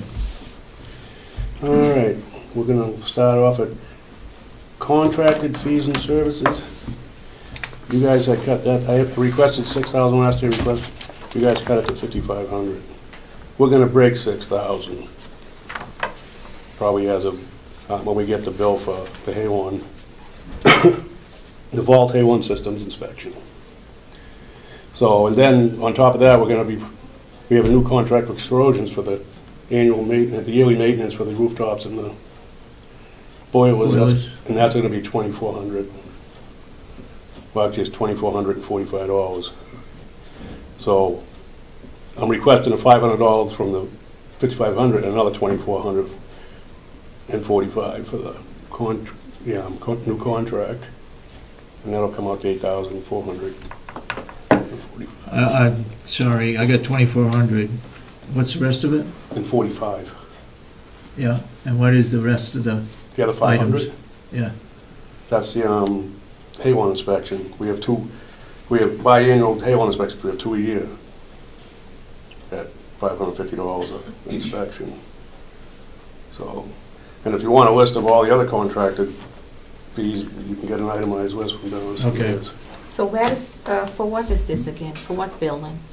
this building. For this building? Yes. Where you going to get bids to for the nursing home? What? No. Oh, okay, so that probably was, No, this is just a parking lot out okay. here. All right, maintenance. There's another good reason to put information into the cloud. We're paying $1,100 a year to have the Halon inspection that we wouldn't need if we didn't have the records in there, right, Jerry? Yeah, absolutely. Upstairs, but then again, the books downstairs in the vault for the registry, I don't know what level of stuff upstairs, yeah, but downstairs. Isn't the system on the second floor? It's the first and second floor. Oh, it is. Yeah, you're not gonna be able to cut it. No. And then these guys are reasonable, so. All right. Maintenance supplies. Yep, you guys gave me 2. I'm requesting 2,100. As of right now, I'm maxed. If you look, the nursing home hasn't posted, don't ask me why, but we went over everything. Yeah. And when I'm done with my posting, my projected use for the rest of the year, Yeah. it's gonna be around $2,100, okay? And I cut back a lot, but I can manage with that. Okay. So Jerry, this is the only one what you have, right? Right now, only I have another one coming in, but it's gonna be more, I can guarantee you it'll be more. I talked to, everything is more than double the price since last time we got a quote, everything. So. All right, electric expense. Yeah, the electric expense. We're gonna go over on that, not a whole lot, but probably a couple thousand. And, I don't know if you guys wanna put a cushion there or not, but we have 3 more billing cycles. And that's gonna come to $10,700 approximately. So that's 36. Right, 36 a month. And,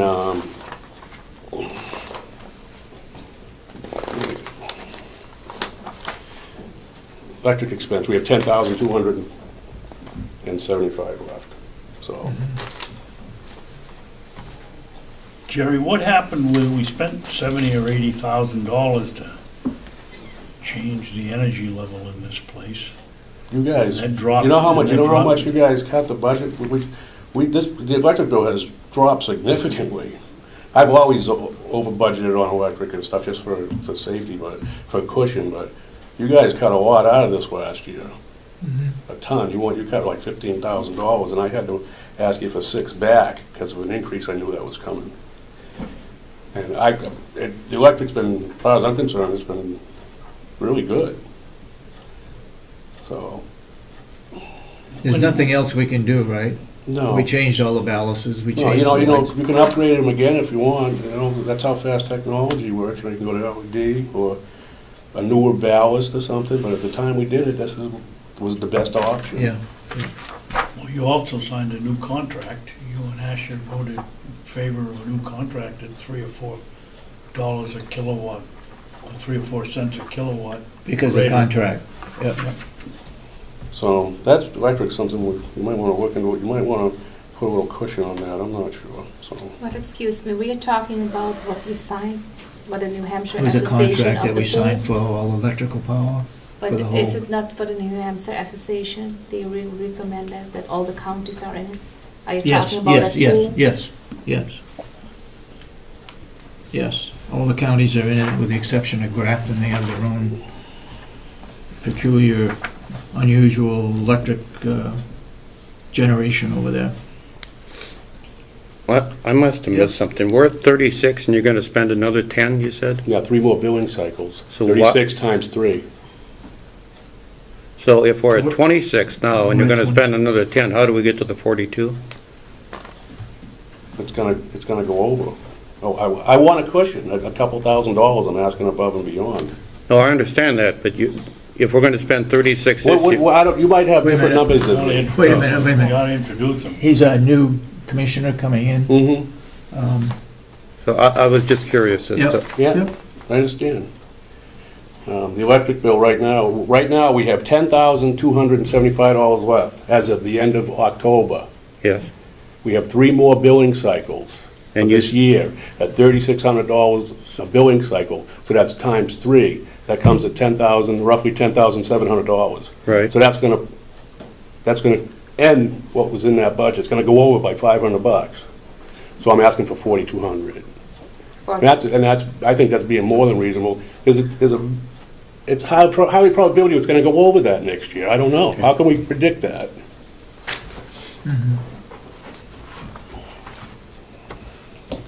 So I think 42. You know, we went with 40 this year, and we did okay.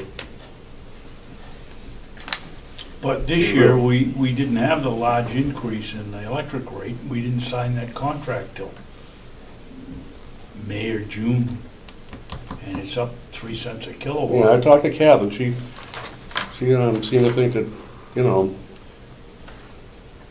if I asked for more, you guys would probably just cut it anyway. That's what you did last year. Yeah. Well, I don't know if you guys cut it in the long run, but, you know, at the subcommittee meeting, they cut a lot more off of my budget. That's why I'm having problems with a lot of these line items going over a little. Jerry, do you get charged the electric account for the sheriff's department? The whole building. The whole building? Okay. I have a question about the electric, the pooling. Didn't we get a check back for savings? Yeah, we got a rebate. Yeah, how much was that? $7,000. That shows up as a revenue. Yeah, that was last year. Revenue budget, not under his budget. Right, that was a year ago. So, that's it on the electric. All right. Now we Looking go- at fuel. Yep, the fuel, we're gonna go over on that too, not that much.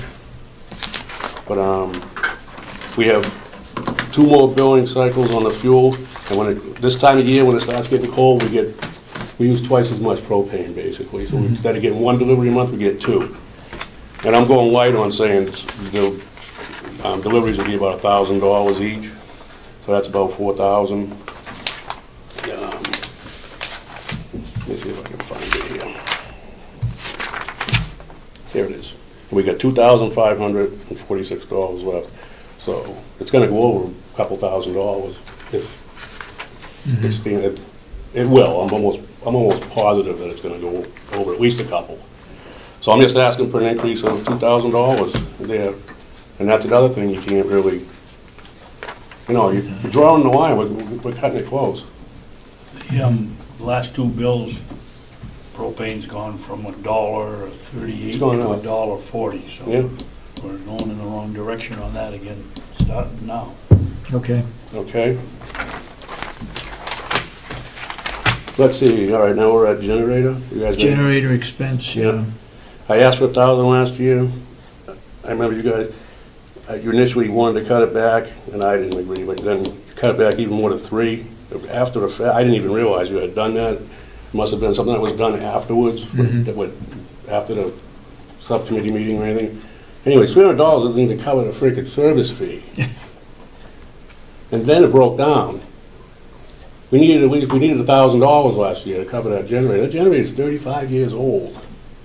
This one right out here. Yes. You know, these guys, they're old. How can you say, well, we don't need no money to cover that this year? Well, the generator situation is gonna be another one where we're gonna combine. We have a generator up in the mountain, we have this generator, we have one for the old nursing home, one for the jail, one for the new nursing home. So we've got 4, we got 5 generators. And it's time that we put that out for bid as far as maintenance is concerned. That's true, Mr. Chairman, but we also ought to have a capital improvement fund, 35 years old. How long are these things supposed to run? We've made no attempt over the years to do anything. We've been fortunate with that generator. We've had some minor issues with it, but this is the most I've had to spend in a year in quite a while. So that just goes to show, you know. Okay. And, okay, then. What's Care under of grounds. Well, you guys. What's under that? Dumpster. Let's see what we got here. We're gonna change the title of that too. Yeah. You got the dumpster and the septic pumps and flushes and things like that. You took the snow removal and the lawn care away. So we weren't really sure as to, well, I wasn't really sure as to the number, so you guys came up with this 8,000. We're at almost 5 now. I figured 6 would be a safe number. I really don't know. You know, I think that would be pretty close. We might be able to cut that back a little. So. All right. What do you got under maintenance and building repairs? Okay. I usually ask for like 4 and 6, something like that. 4 for maintenance and 6 for equipment repairs. We've had a lot of work done on the boilers this year. 18 years old. Now there's something else that's getting old. They've been very reliable through the years since I've been here. This is probably the most work I've ever had to put into those guys. We had to replace 2 circulator pumps, 2 circulator, the pump itself, the 2 circulator pump motors, the big one that circulates the whole water through the whole system. That was over $2,000. We had to do the small circulator pump motor that circulates the water through the boiler. We had to do the 2 bearing assemblies for the pumps themselves. We had to replace the draft inducer motor. And it's just, it's one thing after another. They're in very good shape right now, but there again, there's still a lot more that could happen. So this is something that, you know, you can't predict what's going to go wrong. And we've cut back on this every year. It's going down for my actual service of the, you know, and then we got the rooftops. You know, we replaced the compressor. This year we had budgeted for it, but it costs a lot of money when even for minor repairs on these things now. Yeah. You know, for parts, and especially those rooftops.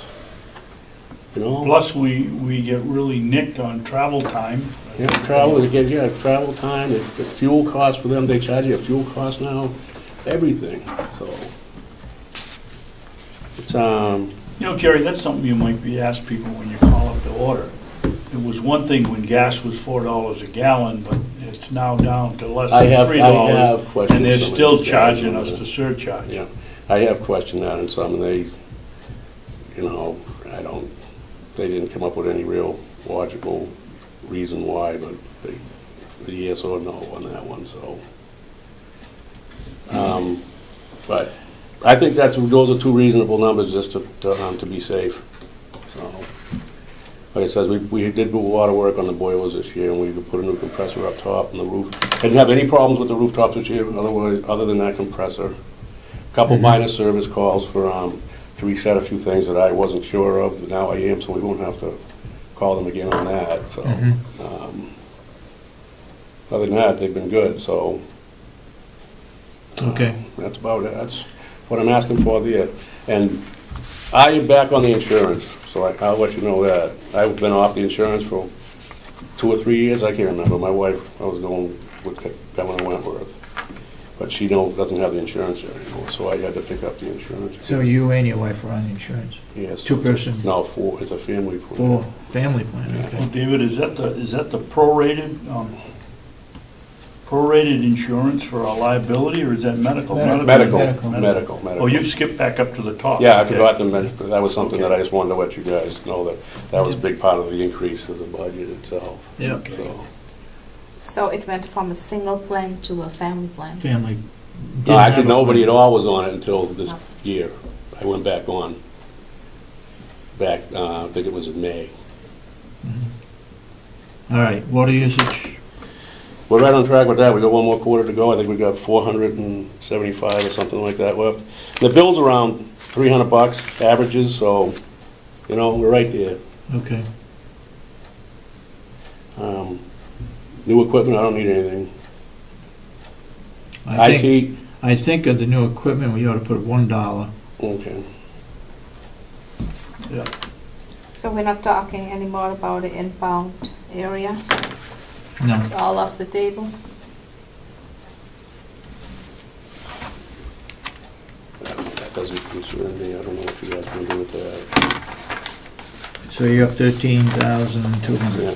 And like I said, the IT is its own department now, right? We're going to put in, so that's off the budget completely. It's going to be a separate thing altogether. That's what I was told, so. What do you have for IT equipment? I just have my computer and he averages around 35. I should pay about $3,500 a year for that. That's for upgrades and things like that. You'd have to get it. I talked to John about that. He felt that was a pretty good number for me. So. Did you give that to Kathy? Yes. Okay. Yeah. I'm still looking for an answer. You got a computer? Do you have a printer? Yeah. Anything else? Nope. That's it? Nope. We all get charged a certain amount for Contract and his monthly fees or whatever he gets. You know what I mean? So basically, yours is mostly your apportionment of the IT contract, right? not your equipment. I think he charges. I think I pay like $240 some odd dollars a month. For okay. Something maybe a little more, but it changes if something happens and he has to. You know what I mean? So. Okay, well, your medical insurance went up 24,000 and your budget went up 13,000. I don't see much. So you cut someplace else. Yeah. I don't think the medical insurance went up 24,000 because the single was 9,000. I was only on it for not even half a That was year. I think proportioned out for you. So far, we still got a couple more months to go too. So. Okay, Jerry. As we've said previously, you do an excellent job in this building, keeping it clean. Bathrooms, floors. Keep up the good work. Yep, thanks. We appreciate it. I'm sure we'll be back to talk more about the budget. So. Okay. It's nice to meet you. Right there. Thank you. Thank you, Jerry. Thank you, Jerry. Thanks. Thank you. You're welcome. Have a good day. Morning. Okay, have you had a chance to meet our new incoming commissioner? We have, it Yes, has we it. have. Okay. Welcome, Mr. Miller. Good. Give you some information.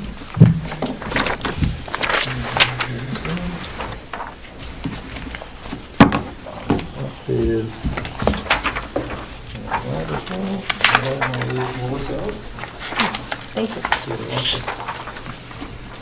We have a couple of things for you this morning. The first is a, She's not here today. Not here? No. the first is a bit of good news. Yesterday, we received a donation of a brand-new hover-round mobility cart, $5,000 donation, which was wonderful and unexpected. And what, That's nice. What does that do? That is it's a power wheelchair, is what it is. And It was unused, delivered by a couple from Wolfboro, who had never used it. And brand new, in great shape, all charged up and ready to go. How many others do we have over in our old nursing home? We don't have very many functional power chairs. We have all kinds of wheelchairs. The wheelchairs reproduce at night when we're not looking, but the power chairs, we have parts. We have bet parts. there's 3 or 4 over there. Well, there's parts, but in terms of the ones that are ready, first class and ready to operate, we don't. So this one will see good use from somebody who might not be able to afford to buy it. It's going to be used right now? It is. It's in use? It isn't in use now. We need to run it through PT. They need to match the person. Nursing and physical therapy need to be sure that it's the right height, right setup for the right person. How did you recognize the people who donated it? I gave them an acknowledgement yesterday, and hopefully with their acknowledgement letter yesterday, and hopefully with their permission and their involvement, would love to see newspaper publicity, but they haven't committed to that part yet. And put it in the newsletter. Definitely. Yeah. Howie, would you please, before you leave, you and Laurie, please leave the name and address of the individual with Cheryl so the commissioners can write a thank you note also? Definitely. Because right now, I don't know that they want public knowledge of it, but definitely personal knowledge, and I've written that thank you note, but I'll be sure Cheryl gets name and address. Thank you. The other thing that I had as a follow-up before we get into the job description is, you had asked last time about the bus driver position. Yep, and I got your email. Oh, you did? And Yeah. I wanted to be sure if there are any follow-up questions, but it doesn't look like we're in a position immediately. And So he's still in the union? He's still in the union, and there's no likelihood that situation is likely to get more complicated than more simple. So I don't think there's any way, it's not likely that he's going to be exclusive driver hours. Yeah. Problem we had was a bus driver didn't want to be in the union, but because he is in the activities department part-time and bus driver part-time, the union figured that he was in the activities unit more than bus driving. But there is an exception in the union contract. If he ever becomes full-time bus driver, then he does come out of the union. So now he's not in the union? He's in the union. He is in the union now, Yeah. okay. But he Okay. is more in the activity than doing the bus driving. Well, no, he's about 75 to 80% driver, about Oh, he is. 25% activity. Okay. But that was deemed to be enough to place him into the union category. Yeah. You got anything else before we get into this? No, that's it of general nature. I'd like to start with the director of nursing job description. Were there any changes made since the last time? The changes that have been made were the ones requested by HR to change the format to a standardized format, so it made that change.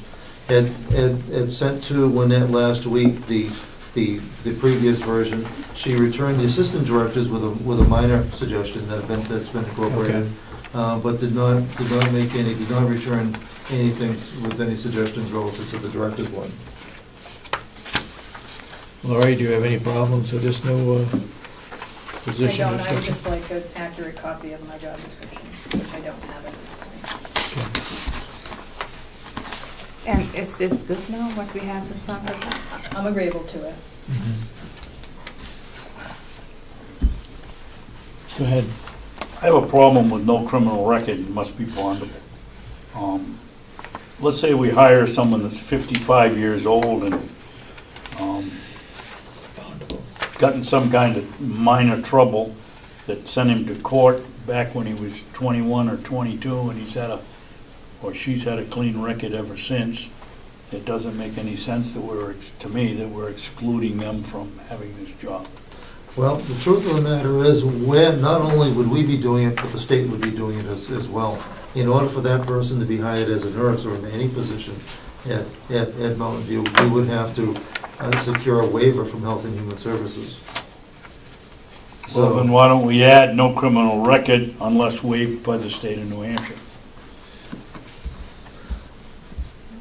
Well, we would have to request that waiver. We might or might not want to request that waiver. Here's what actually happens As with it says here now, Howie, there's no chance for this person to be employed. There isn't, unless an exception is made. Well, it doesn't say that. Well, that exception has to be made. What happens when we request the state to waive something? Essentially, the nursing home administrator, myself, is vouching for somebody, putting my license on the line, saying that this person, for whatever reason, we have enough confidence and faith that we're willing to do that.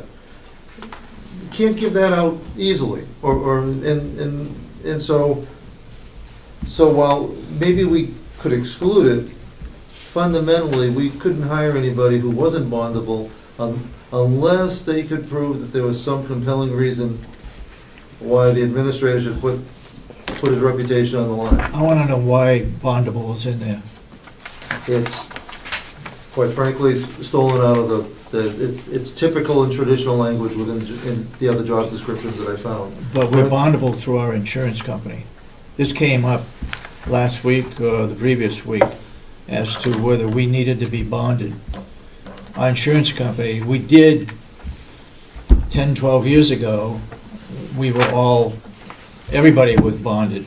The sheriff department, the sheriff, us, but under the insurance company, we are bonded through that, so we don't have to be bonded individually. And I'm wondering why it might be the DO. Well, that part could be DON. excluded if that language is at all restricted.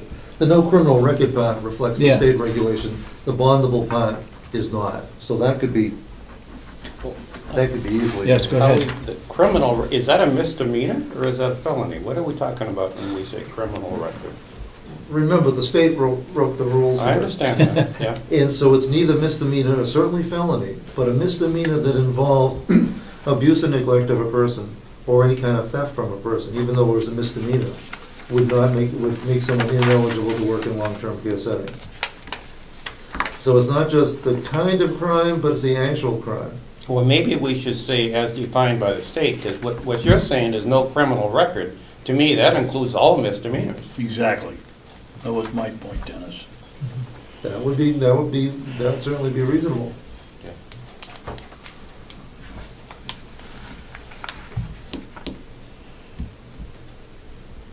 And we can reference the actual Health and Human Services regulation that. One more question. Is this person, are you requiring a degreed nurse or a 4-year degreed nurse for the RN, or is that not a requirement for this position? It is not a requirement. It is certainly something that we would look to and want to have, but it is not a requirement. Should we say that's a preferred qualification? That would clearly be the case. Yeah, because most of the time a director of nursing or a VP of nursing should be a degreed nurse as opposed to a diploma or a 3-year nurse.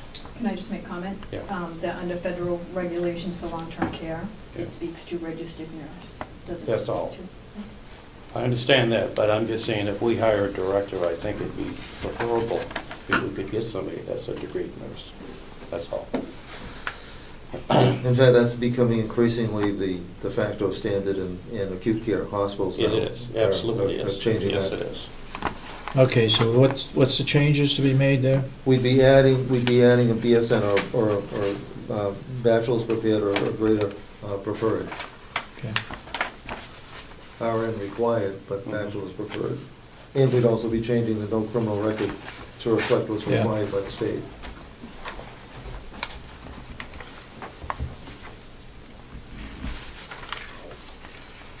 What you'll find as you compare director and assistant director, the director's role is broader and in some ways less defined. As you come down high in a hierarchy of positions, you'll find that there's an increasing amount of detail in order to be able to represent the position accurately and fairly to anybody that would apply for it.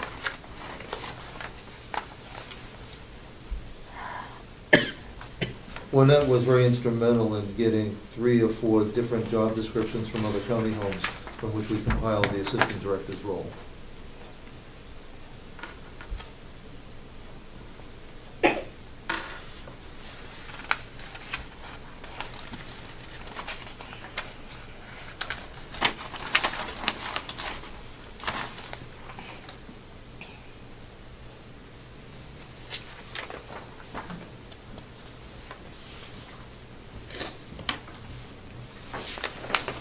Okay, any other changes that you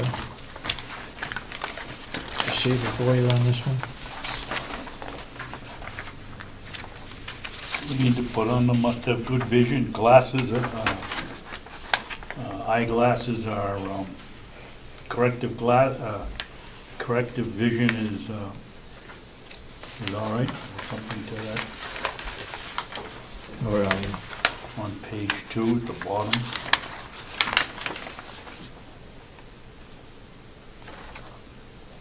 This on director or assistant director?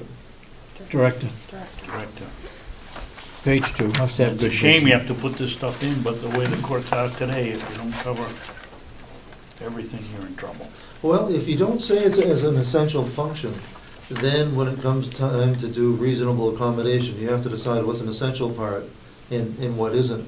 Because what happens if can someone still do there are some things a person can do if they have certain limited abilities. There are some things they can't do. And we need to be sure that we define what's essential and what isn't.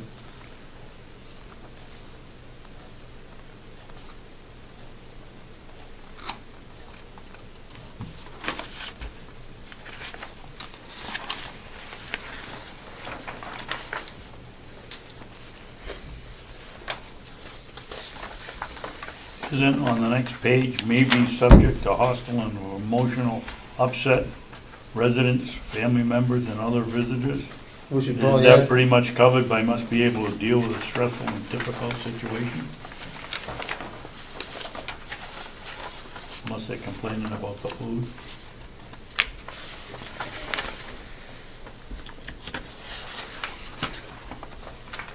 Well, I think, stress is one thing, but having good people skills to deal with family members, I think, is also critical in this kind of position. I think they're, in my mind, different skills. One stress and one people skills to deal with. Maybe we ought to change that, Dennis, to something about people skills in that one. And the other one here is, why do you even need to put in must have an excellent ability to multitask in fast-paced environment? well, Why do you need that? well, do you want the real reason? You see them in a lot of them. If the real reason is so that if you ever needed to initiate termination proceedings, that you clearly made clear the expectation. So if somebody says they can't do something, they can only do one thing at a time, and that's why it didn't get done.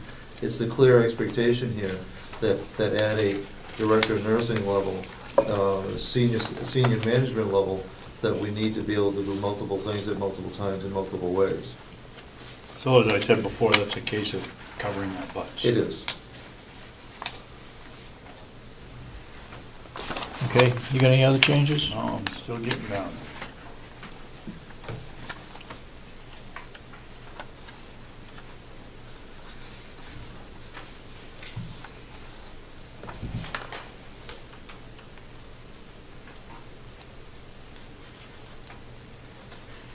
The Bureau of Elderly and Adult Services has a criminal check? Have to have a background check? Every staff member has to be run through that before they can be hired. Well, what is the difference between that and a criminal background check? What do they do that's different? Criminal background check is actually required to go to the state police. The BEAS would only have reports of abuse and neglect, which the state police might not have. And the state police would have reports of everything from DWI to felonies and misdemeanors. And it says pre and post employment drug testing. We don't do any random testing at all? We do not do any drug testing of any kind at this point. Want to build into all our job descriptions, and each time we change them, the language that would allow us to do that. I'm assuming that at some point the county is going to want to do that. Well, then why don't we start by putting it in on this one? Well, no, the policy would be separate. That would come from HR. But we want to be sure that our job descriptions support what a future policy would be. So that nobody could say, but my job description doesn't say that, I shouldn't be subject to it.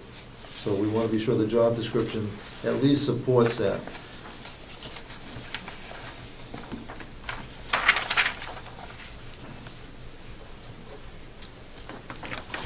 Anything else? I mean, you couldn't, at this time, you couldn't hold somebody to this drug testing because we don't. Could you speak up, please, Laura? Yep. In regards to the drug testing requirement at this time, we don't have a policy or a process developed for you to be able to comply with this. So we've got to write the policy before we can have it in our job description? No. Or before we can do drug testing, you mean? Why can't we put it in our job description and You say can, but you random can't. checking and next week write a policy? Well, and that's actually, and that's the reason the operative word there is may, you know, may, or drug testing, it's written wrong, because it should be, I have a typo there, it should say may be required. Because I'm expecting, as most organizations, most counties, it's gonna become a standard to at least have random drug testing after accidents. That's usually the first step after any kind of a workers' comp claim for the drug testing. And we reserve the right to do it now if they're suspected. If we legitimately suspect somebody's impaired, we can do it. But there's a lot to be said for random drug testing in terms of being the more thorough way. Now, as we left things before, you wanted another look at job descriptions. We do have multiple applicants for the position, and we just wanted to be sure there wasn't any confusion. You have multiple applicants within-house. Within-house. Budgeting has been established, so it's not a budget issue. But before going forward, we just wanted to be sure that there wasn't any confusion or misunderstanding, and that we have the opportunity to go forward with hiring. The funds regarding the assistant director, they're coming from where? From same budget, and previously, it's been an unfilled position that was previously called clinical coordinator. And looking at the needs of the organization, that position seems to have been created, I was especially thinking around one person, and it didn't fit organizationally. I was thinking it was the MDS coordinator, but clinical. Clinical coordinator. The MDS coordinator stays. So there will be no clinical coordinator more? In fact, there hasn't been for some time. The history of it is Lisa Sikowskis moved from clinical coordinator to being MDS coordinator. And we weren't really sure whether, she wasn't really sure whether she wanted to stay there or not, so we didn't fill the other spot. So that's the history of how it came to be unfilled. But the budget has remained. I'd like to know what the annual salary is for this person. That hasn't been determined. There was a range that Lynette had got from other counties. So in talking with Lynette about it, it would be determined within that range depending on experience and What's the how many range? years. I don't know. Do you know what the range is? I don't. I can get that for you, that she gave to me. What does the first on the qualifications? Must have a minimum of 3 years' experience in nursing administration, preferably in long-term care settings. What is experience in nursing administration? Been an assistant, DON somewhere else? Does it include any other? Well, what this one was intended to do, and it's with no offense to hospital nurses, our preference is to get somebody with long-term care rather than acute care. And administration position would be, if it would, in nursing administration, in long-term care, that would typically be assistant director, director, conceivably MDS coordinator, clinical coordinator, oftentimes director of staff development, infection control, could be senior level, and some supervisors, depending on how that facility structured their supervisors. Would be senior management, would be considered administration. Well, my question was, what's nursing administration? It'd be somebody who had worked in any of those roles. She puts together the budget, one item, supervisors, assistant, and other nurses. Because my question is, are we eliminating good candidates by 3 years' experience in nursing administration and no definition of what nursing administration is? Laurie wasn't working in a nursing home. She was at the state board. But prior to that, she has 6+ years as a director of nursing. Okay. And in fact, we're very fortunate in all our last, when Ed did the screening, and all the candidates met the essential criteria. Now, at a given time, we would have the opportunity to waive a certain requirement, but it's a matter of, we should set clearly what our expectations are to try to attract and, to be sure we represent exactly what we want. Why, the real case is, why should we hire somebody without experience if we can get somebody with experience? Well, Howie, I'm not familiar with the nursing trade or nursing career, but I could see somebody reading this as it sits here on paper now and saying, geez, I guess I'm not qualified because I don't know what a nursing administration is. Can't we put down something, head of a nursing home has, well, I can't even think what they would be because I don't know the industry, but I think that we ought to broaden that so people know that you don't have to be a head director of nursing at somewhere in order to get to apply. Although ideally for us, and I think, and I certainly am not, I don't mind adding other language, the best possible candidate for us to be a director of nursing is somebody who has previous experience as a director of nursing. Our goal is to bring in experienced people, but I'd be glad to add, to clarify that and add that, preference or preference as a previous assistant director or previous director of nursing. Yeah.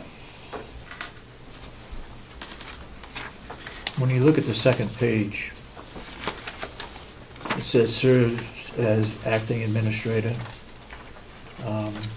develops, implements policies, protocols, procedures, prepares and manages the nursing department budget.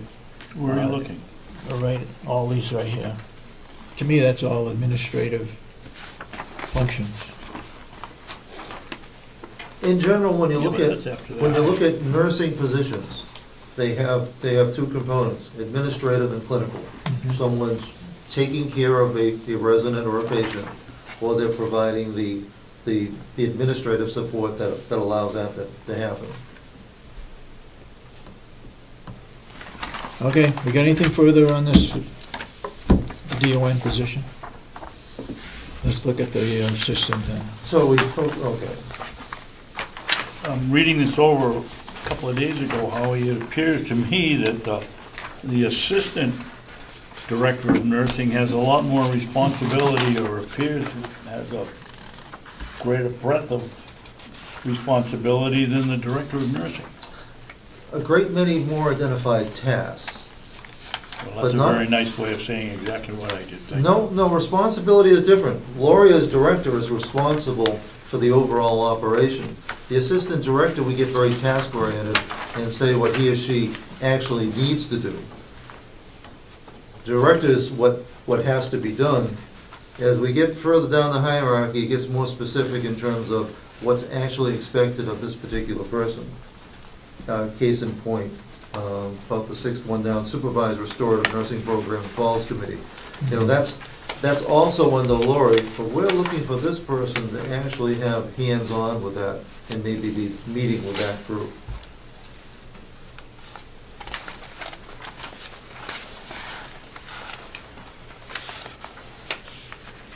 And why is it her job or his job, excuse me for being a sexist, why is it always this person's job? Ensures compliance with laws, rules, regulations, and policies, initiate immediate corrective action with deficiencies when found. Why isn't that the director of nursing's responsibility? It is, as well. Well, this is the assistant. Why? I would think it would be the director's responsibility. Because in healthcare, it's a given that it's the directors, it's a given that it's the administrators. It's not quite so given where it happens further down the line. It's written here so nobody at a later time can say, not my job, it was her job. Okay, it's another cover your butt. It is. Okay. Can I just ask a formatting question? If we're trying to standardize all the job descriptions, are we moving towards this format or this one? So that when you pull a job description, the headings are all the same, so you can compare easier? I'm just trying to, do you know how it's No, I submitted both to Wynette. Her requests were for the heading and the follower. Okay. She didn't make any mention to the mid part. Okay. It seems it would be easier to compare if they were formatted the same. Okay.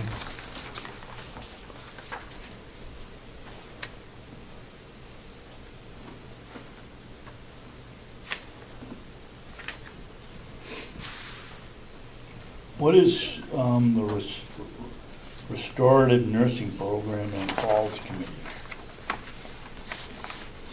Restorative nursing is best to be thought of as kind of a step down from physical therapy, from the therapy part, where certain programs, largely physical therapy, continue after somebody is essentially discharged from Oh, so therapy. it's for patients, not for the assistant director of nursing. Oh, it's the restorative nursing involves special aides, restorative nursing assistants. But it's another committee or another program that the individual oversees. It isn't them doing it.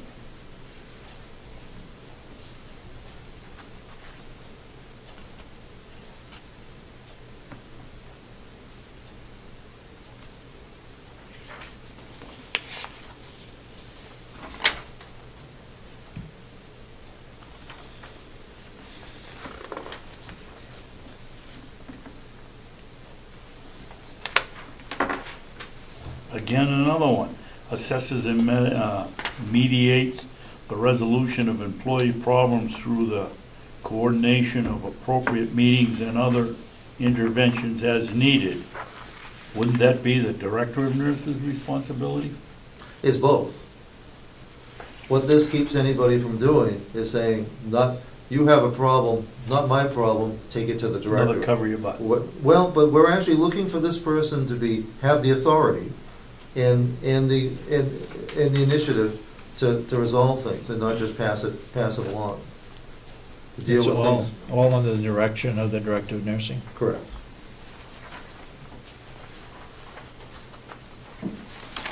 If I could just add, my wife started out as a staff nurse and retired as a VP of nursing, and the way these are laid out make perfect sense to me. By the time somebody reaches this level, they have to have a lot of general skills. They don't know how to draw blood anymore, but they have to know how to do budgets and run a department. And at this level, they have to have a lot more technical skills. So I'm very pleased with both of these, I think they look good. They're pretty traditional. There's Yep.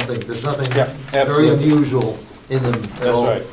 In fact, and that's actually how we want it to be in order to be consistent with other people that we bring in, consistent with what the positions are in other places. Yeah.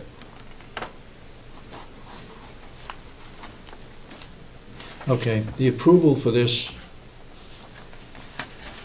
is with you or with us? You have not traditionally requested, to review and approve job descriptions. It's certainly your prerogative to do so. It's No, generally. but let's let the minutes show that, well, you want to vote on this? That we approve these and at least it goes into the minutes and he can sign it? Yes. If there are not any corrections, we were having corrections at the director of nursing job descriptions, correct? So Yeah, there'll be additions and changes in the director's So, position. Do you want to approve it now, or do you want to wait till we have those corrections? I'd like to approve it and I'd like to get the person hired, but before the person is hired, I'd like to know the range of the salaries and then what that person, depending on their experience, what that person is, you are going to recommend that person gets for a salary. Okay? Well, we can recommend you to the range, but until we pick the person, knowing whether that's a person with great experience at the upper end or Yeah. limited experience at the lower end. Yeah. So we can easily give you the range, but prior to interview, and we can certainly. No, not prior to the interview. Give us the range, and then when you select somebody, I want to know what you're offering them. We're going to offer. Definitely. Okay. Gotcha. Before you do it. Was on the director of nursing, if we're approving that today or not, based on the changes suggested. I would request if it could be approved today so I could move forward and know what my hired job description is, would be appreciated. I have no problems in approving both of them. No, they're fine, make the corrections we mentioned. We can approve For it the- as corrected. You going Why don't you to? make, I'll make those you changes. want to make a motion that we approve these two job descriptions, so it goes into the minutes, that we have seen these and we've approved them? He can sign them. Provided that we approve Corrections. the corrections that are. Yeah. I'll make a motion that we accept the job description of the Director of Nursing and the Assistant Director of Nursing based on the corrections we have made, the suggestions we have made today for corrections. Okay. And provided they are acceptable, we will accept the job description. You want to second that? Second. Okay, motion's been made and seconded. Any further discussion? All those in support of the motion say aye. Aye. Aye. Then let that show up in the minutes, and like I say, before you hire anyone, I'd like to see the range, and also after you've selected the person, what that person is going to receive. Who is on the interview committee? The interview committee certainly includes Winnette, Lori, myself, and perhaps one other. Have we decided? I would recommend Patty Kane, the staff development coordinator, as well. She's not Another a, nursing. she's not a candidate that you know of right now? Right. If she is, then she can't be on Right. it. She's certainly candidate. Okay. So probably another individual in a supervisory role. Yeah. Okay.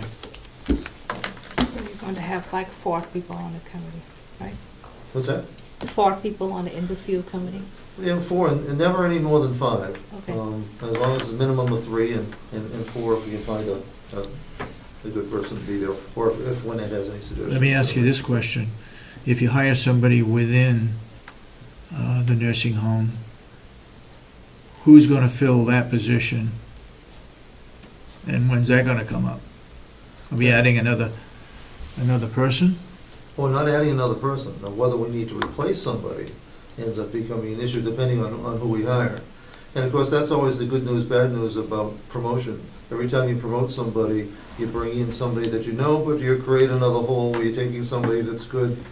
The real argument and rationale that we have to look at is that if we don't promote from within, we run the risk of losing that person anyways to another facility, which would be something we don't want to do. But we also want to be sure that if we do promote from within, we're hiring the best. We're not compromising our standards in order to just to take care of somebody. We want to be sure that they're the right person.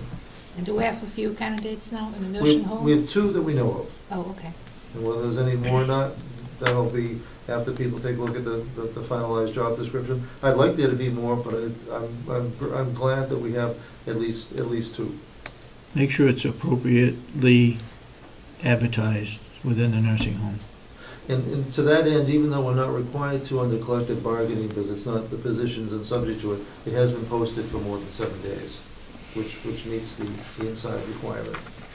And I don't know if there's anyone over at the jail and the nursing department there that would be interested in filling that position.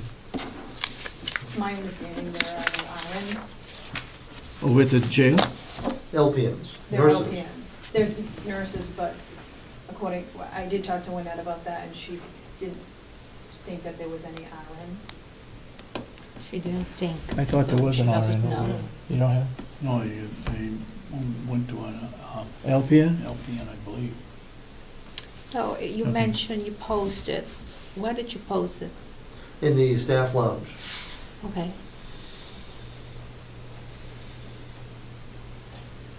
We have a designated, near the schedule, an area where our positions are posted.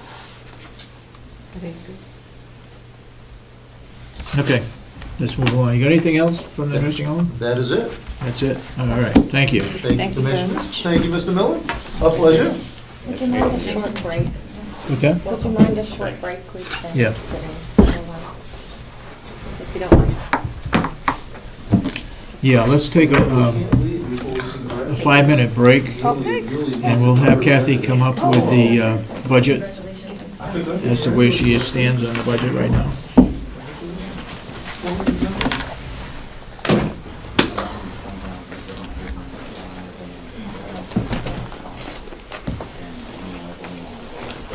We gotta make a motion to get rid of that. Yep. Goody.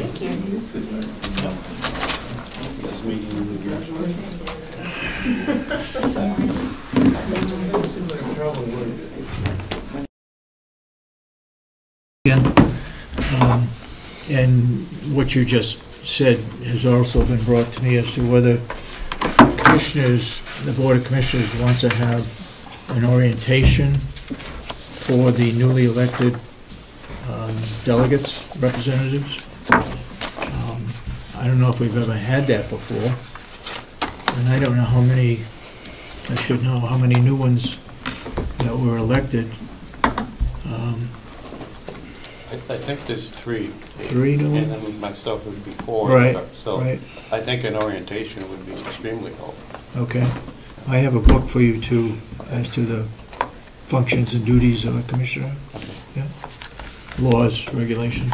I've downloaded the RSAs. You have already? Yeah. Okay. I've you're read all those set. a couple times, so. Yep. Yeah, so you have that Okay. one. Okay, we're sort of waiting for, well, I guess the question is, do we want to have an orientation? I think it's a for good new idea. people? When do you want to have it?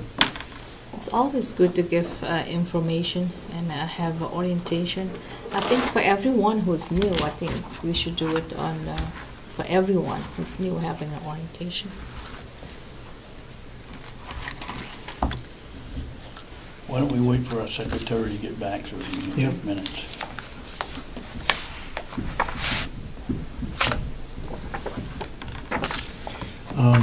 I want to throw this out to you. I would like to, I'd like to have a non-public session to talk about union contracts. But you already had a meeting? That you had a meeting with them? Well, I want to let the Board of Commissioners know where we stand with union contracts. I mean, it's not finished by any means, but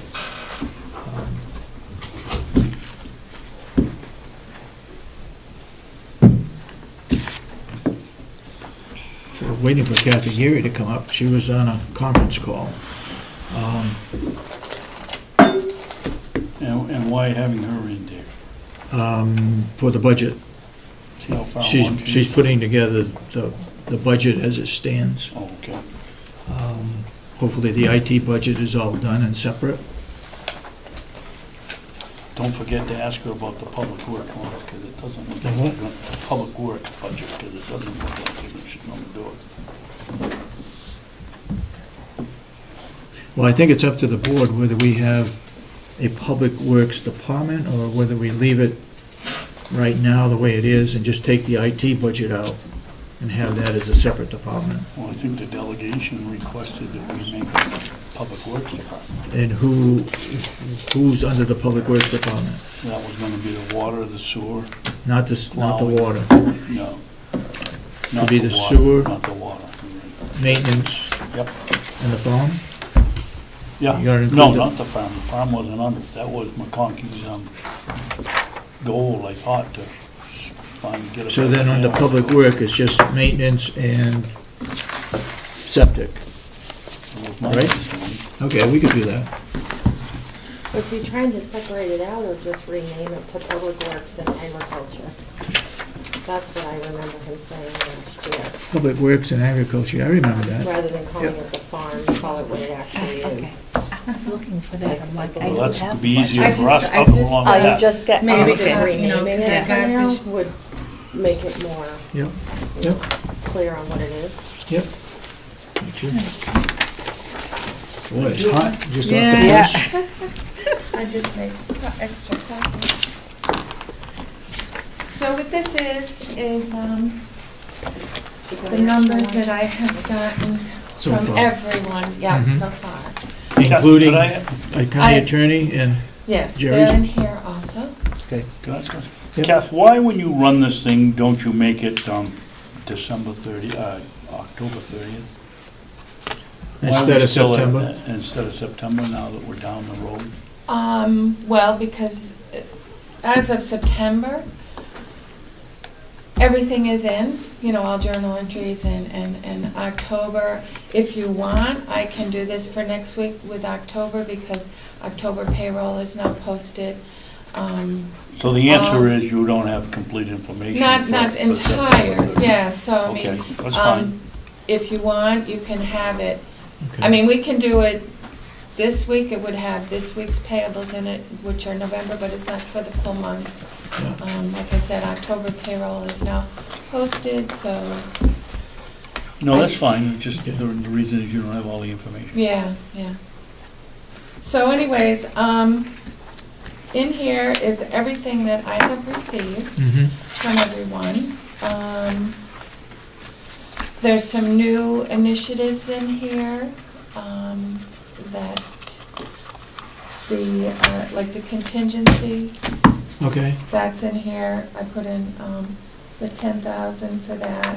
Did One you at- put it Where is that? individually or? No, or it's under lump special sum? fees and services. Okay. It's on page 3. Page 3.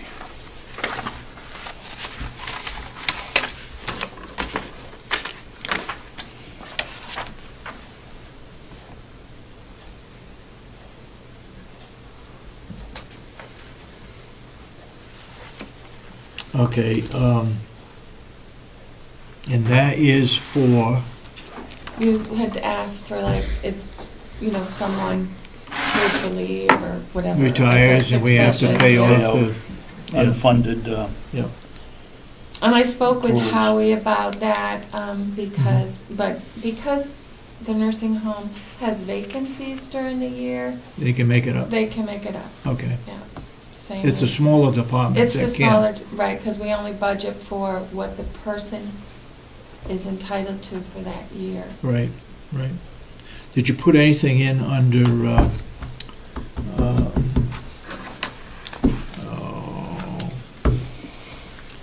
for future budgeting? Where does that go?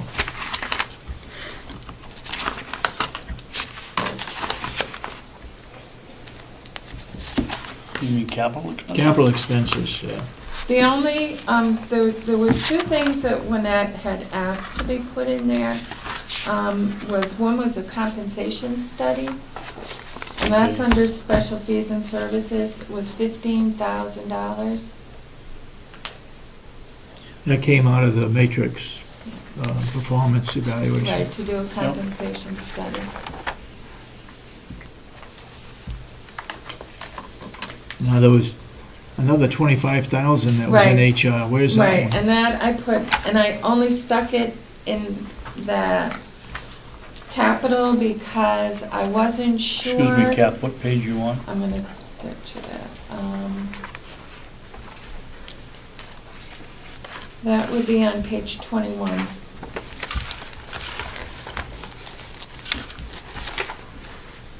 Let's just back up for 1 second before Okay. we talk about that, because all the IT was pulled out. Right. And we created the IT budget.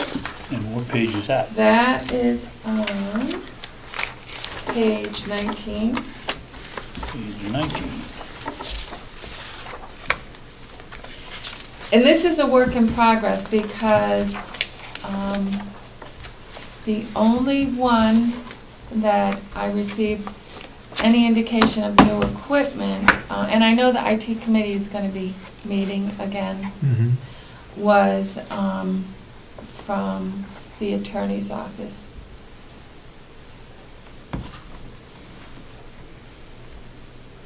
But I don't know what recommendations John has to the other departments for new equipment.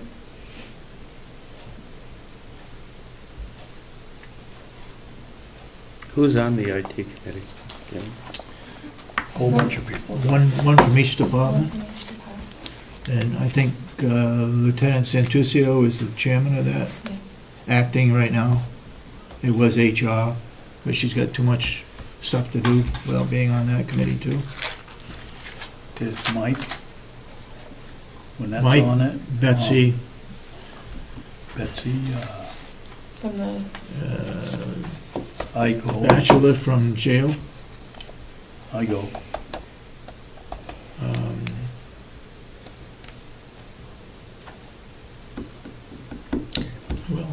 Howie. Always on it? Are you on it too, Dave? Yes.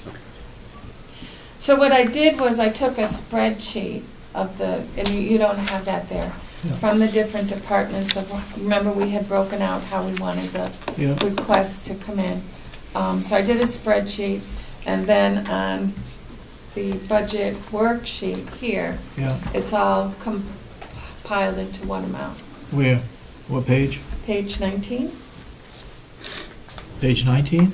Yes, is the IT budget, Boy, information technology. Yep. metrics missed the mark on this one by a whole bunch, didn't they? They said the cost of the total department would be $166,000, I believe. They only missed by $80,000. 60,000, excuse me.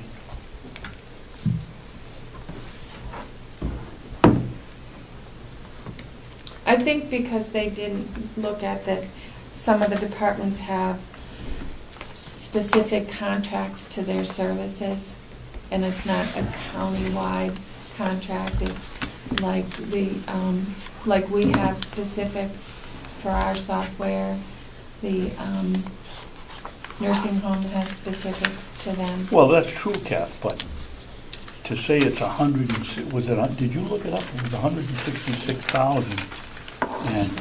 And then to base your report on that, and to be off by that big a margin, I mean, it reflects how the delegation thinks and looks at the operation of the county. I think Dennis will find it says in there 166,000. Yeah, I'm not sure where it's in here. I haven't had a chance. I just got this morning. So anyways, there may be some changes in IT information that has been given to me, or, like I said, they haven't given me the exact numbers. I've got estimates. What's the difference between the computer expense contract and the county-wide contract? That's specific to the departments. You know, like Deeds has their own contract for their stuff. Sheriff has, jail has. The other one is basically, is John's contract. Okay.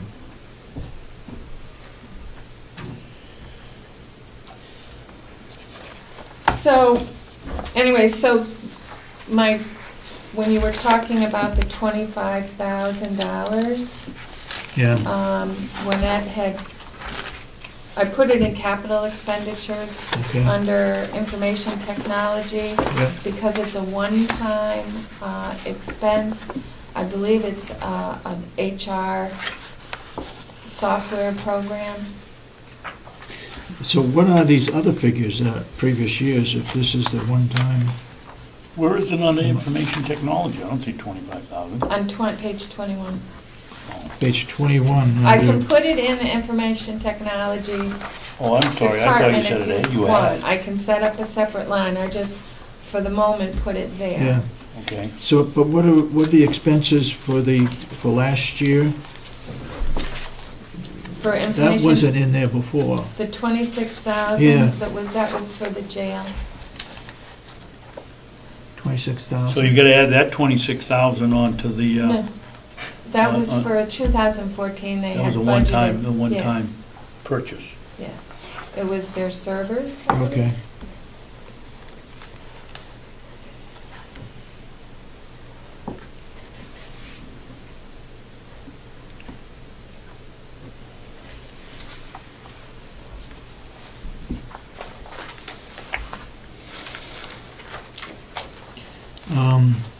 At what time can we delete some of these zeros? They have to stay there for the system at least 5 years. 5 years? Yeah.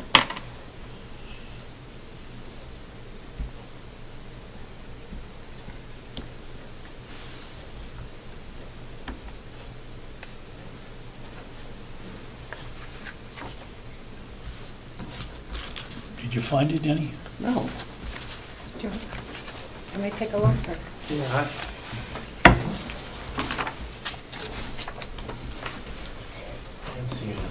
I don't remember seeing a number. I didn't either. There's a number in there somewhere. So what are you looking for? I think it was towards the back, I thought. had a chance to read it, I might know where to look at it, but I haven't read it yet. I'll look for it while you're. Okay. Okay.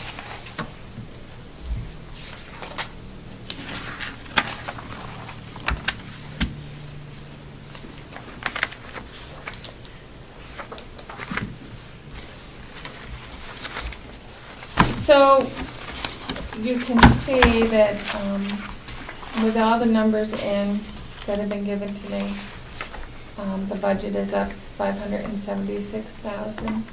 2%. 2%. But that doesn't cover the money that we're gonna have to put in to cover Wages. the principal payment on the nurse, the bond payment The on the bond nursing. payment is in here. That's going out. It's going, I'll switch it to the 300 fund. It still is in the total budget. Okay. It's in there. A large increase, as it is every year, is the DHHS. Where is that one? Yeah. That is, We just started paying $30,000 more a month, which is that's 300. page 14. Page 14. Well, actually, page 13. Page what? Page 13. Okay. And that's up 342,000. I've got a question on that. Hopefully you can answer for me. Page 13? Yep. Jeez. We just started in July paying, I guess August was the first payment, increase of $30,000. We had in our budget for last year $400,000 increase. Now the $30,000 is for 6 months, or Right, because we don't $360,000. get that until, we don't get they're on They're on a fiscal year. fiscal year. So come June of this year, May or June of this year. We got a $30,000 increase because I just signed the check. And that's, So that's for why 6 we- months, that's $180,000 Right. more. For the year, it's 360. What have we budgeted, We split budget- on a half year? We only budget what they have given us when we're creating the budget like now. So what you're going to say is we've included that 30,000 because we did it last year at that time and we knew what the rate was at that time. So we, no, wait a minute, we haven't included No, we it. don't include We it haven't because included it could stay the same. We don't know until May or June of the year. Well, we know, it's up 30,000. But you passed the budget in March. March. And we don't know And until, you increased it $400,000. from the year before. Yes.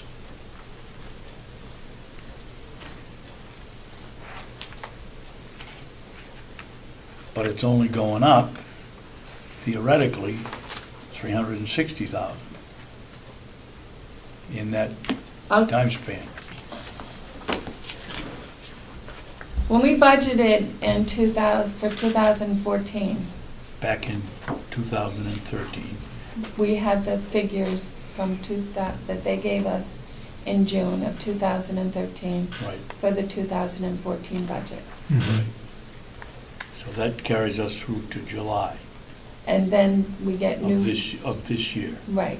So we based it on what they give us Mhm. in 2013, June. And so we have enough in there to cover that increase for the 6 months. No, we don't get that information until this year. So we're always actually short in that department, unless they keep it level.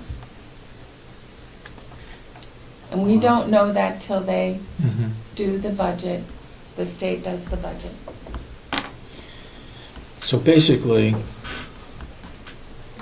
they were up another 342,000? Right. At least for 2015. It could be more. Could be more, but we won't know that till, It's gonna be, that's, I So guess, how do- it's 180,000 from January to June, and then they'll give us a new figure somewhere in there for the remainder of the year, so we're basically behind Both. half a year. Yeah. It's one area that we can't get any information out of the state as to the formula that they use. All we do is pay the bill. One county, Cheshire County, I'm not sure what the status is right now, but they were not gonna pay it. They refused to pay it for a while. Yeah, until the state came and told them what the formula was. We've asked the delegation to have them come here and present it to the delegation, what the formula is, how they come up with these figures. One representative contacted them, and I forgot what the reason was. Well, let's give her credit, because she's the only one that's done anything Well, on it. Representative Theisers Theisers. contacted him and had the lady who was gonna come and speak on it, and never showed up and never told us why, and when finally they got a hold of it, they said the department said she couldn't come and talk to us. Department said she couldn't That's come. what I understand from Representative Theisers, but I could be wrong on that. I do know that they never called and said they weren't coming after they made the appointment. I think Representative Chandler at one time said, don't pay it, at a delegation meeting. Until easy for somebody him to comes say. to explain it. And maybe that's what we have to do. I can't make the meeting on Friday of the New Hampshire Association of Counties, but is there some way you can bring that up? Are you going to that on Friday? This coming Friday, Yeah. we have a personnel meeting here at 10 o'clock. Oh. So part of what their formula is for that is they take 3 years of actual, and that's how they determine, that's part of the formula, which is in this information that they send us. And then they have a targeted credit, which then each county gets, the targeted credit, and then that's how they determine. And how is that set? Well, I believe it's set because they take the actual, when you look at this, they take the actuals, the total amount that's paid out, and then they break it out by the 10 counties percentage of what that is. Yeah. So then the targeted credit is given accordingly. Like our share of the state bill for Carroll County is 4.342%. So the target is a $5 million target, so we get 4.342% of that. How do they arrive at the percentage? What's that based on? Well, that's Good luck, Dennis. No, it's based. Good luck. It's based on the total, that's where, here's all the 10 counties. Yeah. Here's the actuals for the 10 counties. Then they take this amount and they break it out, what percentage was for Carroll, so that they get 100%. But this now is all, when we originally made the swap, and Cheshire's county complaint was, you're paying for these people in the nursing home from various locations.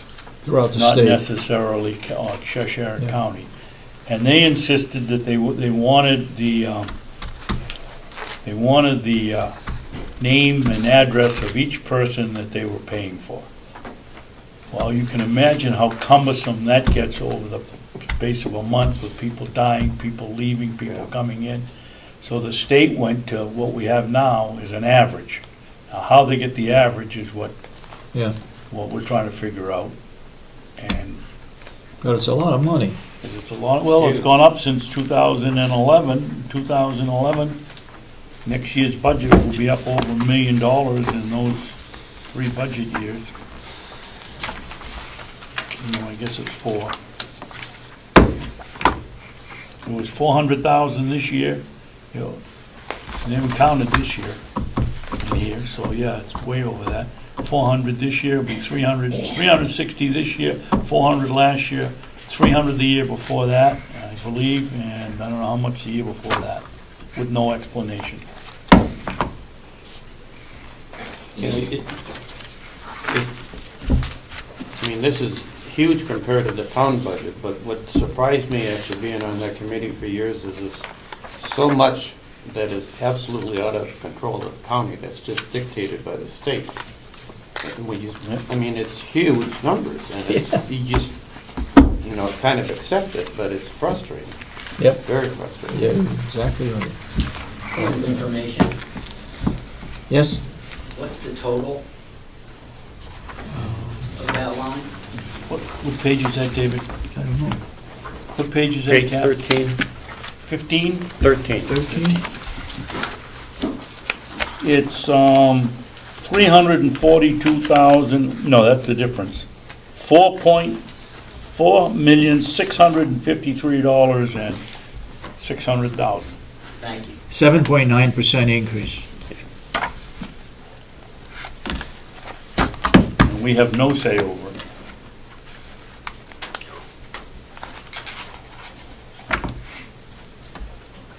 It must certainly be reflective of the fact that Carroll County is the fastest aging county Yeah. in the state. You're right. Certainly. You're right. Those numbers can't be expected to Well, it decrease. goes back to three-year average, so. Yeah. It is the fastest. And, Yeah, it is.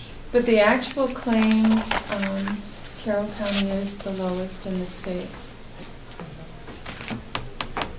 For the actual claims for their, just so for information.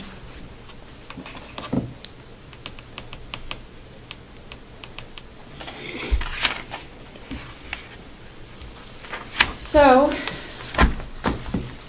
were there any changes this morning with the attorney or Jerry? I don't think we made any. We didn't I made make notes. any.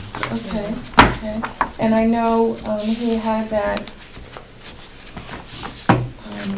proposal or for the paving. Yeah, Not gonna put that we're in? not going to put that in. Okay. That's a little bit rich for our blood.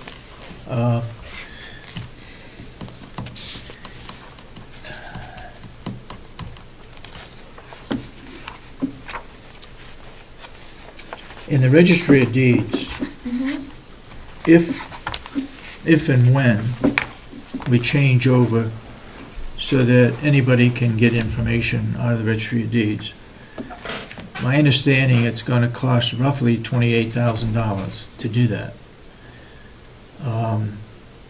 We as a board can put that money into the budget regardless of what the registrar presently has put in her budget, because it's not going to be her budget next year.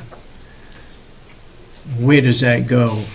One side goes in as expense, the other side goes in as using the surcharge money. So how would that fit in there? And should that be done now before our budget goes in, or wait until after our budget is in and letting the delegation do it? And can the money, in fact, be taken out of the surcharge? That Well, was just hearsay. Lisa called me Sunday morning. She was meeting with Leo Lassard out of Stratford County on Monday to discuss that, because Leo said it could be taken out of surcharge money and not cost the taxpayer a penny. And he claims that, well, Ann claims that we're going to lose money because of copying. He claimed that he gained money by going to this new system. And I just asked Lisa to go and find out all you need to know about it. So, but the discussion then would be, do we put money in there now, or do we wait until later? Ann's not going to put it in. I'm convinced that's a given. Well, I'd like to wait and see what the true facts are. Is it going to be done for $28,000 and not $128,000?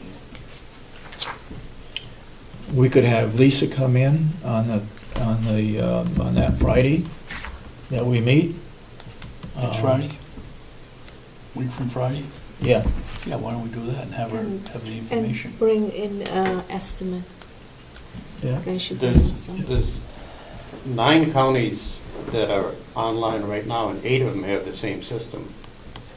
There's one that has a system coming out of Texas, but the other 8 are on the same system. Mm-hmm. So it seems to me if we get hold of any one of these counties, we're going to be able to take that number and know exactly what that fee is. Yeah. And I really think we should put it in,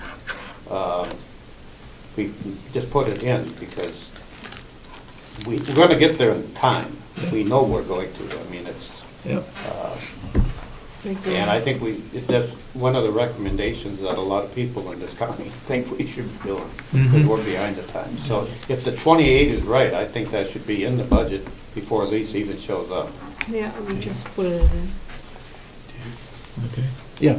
I think Dennis brings up a good question. I'm not sure whose responsibility it is to say we're going online. Is it the commissioners? Is it the registrar of deeds? Or is it the delegation? The delegation puts the money in the budget that, I guess, shifts the vote to us. I'm not sure you're going to get the delegation's approval to do it. Well, the delegation just approved the budget, so if we put it in and said we're going online, that is. Look, we put it in, they can always take it out. But we need to have somewhere a good estimate as to what it's gonna cost. Yeah. And how much, do you know how much we got left in the surcharge money? I'd have, Kath was looking at I that. thought but she said 24,000, but I'm not sure.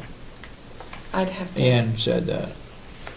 Okay. She, All right, we need to find out how much is left in the surcharge. And we need to find out from Lisa Scott as to what it's gonna cost. She told me Belknap County, it was 28,000. That's the number she gave me too. She's the one that's gonna have to recommend it, but Yeah. I think we can be proactive and put it in. If she doesn't want it, we take it out, but I think we should be Yeah. proactive and put it in. But I agree with you. We just need an estimated figure to put in there. Now, that goes in the registrar's budget, registration budget, and also the revenue. in the revenue under surcharge. we can't change the fees though, right? The fees are set by the state. I mean, we can't increase fees to pay for any of this, the registration fees, although those are set, right? I'm not sure when don't it know. comes to the online, if there's fees, if they have to pay fees. I don't know.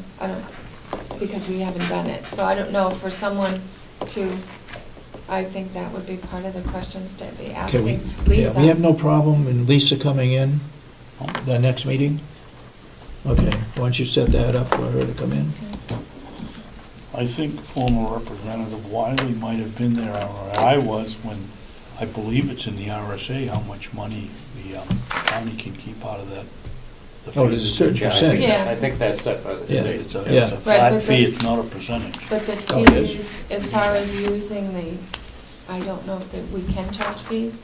You know, like the copies, we charge for copies, Mhm. but I don't know, I really don't know about the online, if we can do that. All I know is Leo, when he was a registrar, he used the surcharge money to pay for it, to get it online.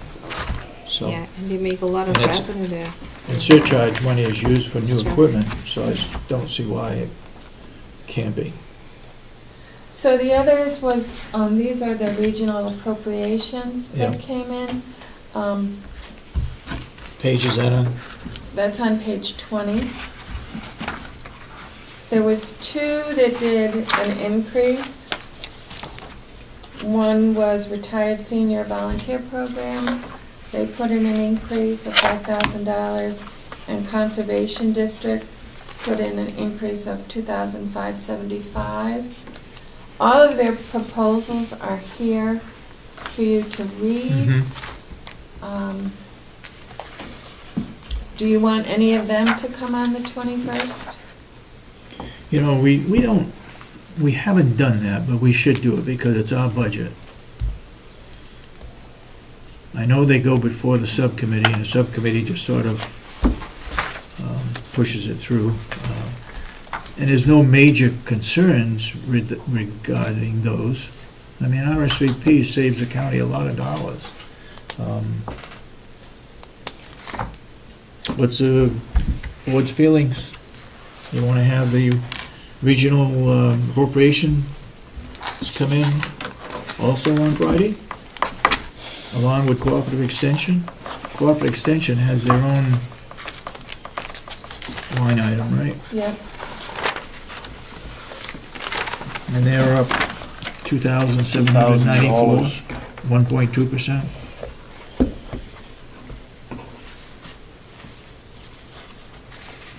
I think we ought to have them come in, and I think give them 15 minutes each.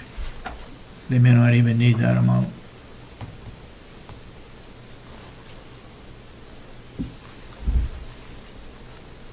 Carroll County Transit, we haven't heard anything from them. Haven't heard anything. That was the other thing I was going to say. I haven't heard from them. Do we send out a notice for these people to get their budget in on a particular time?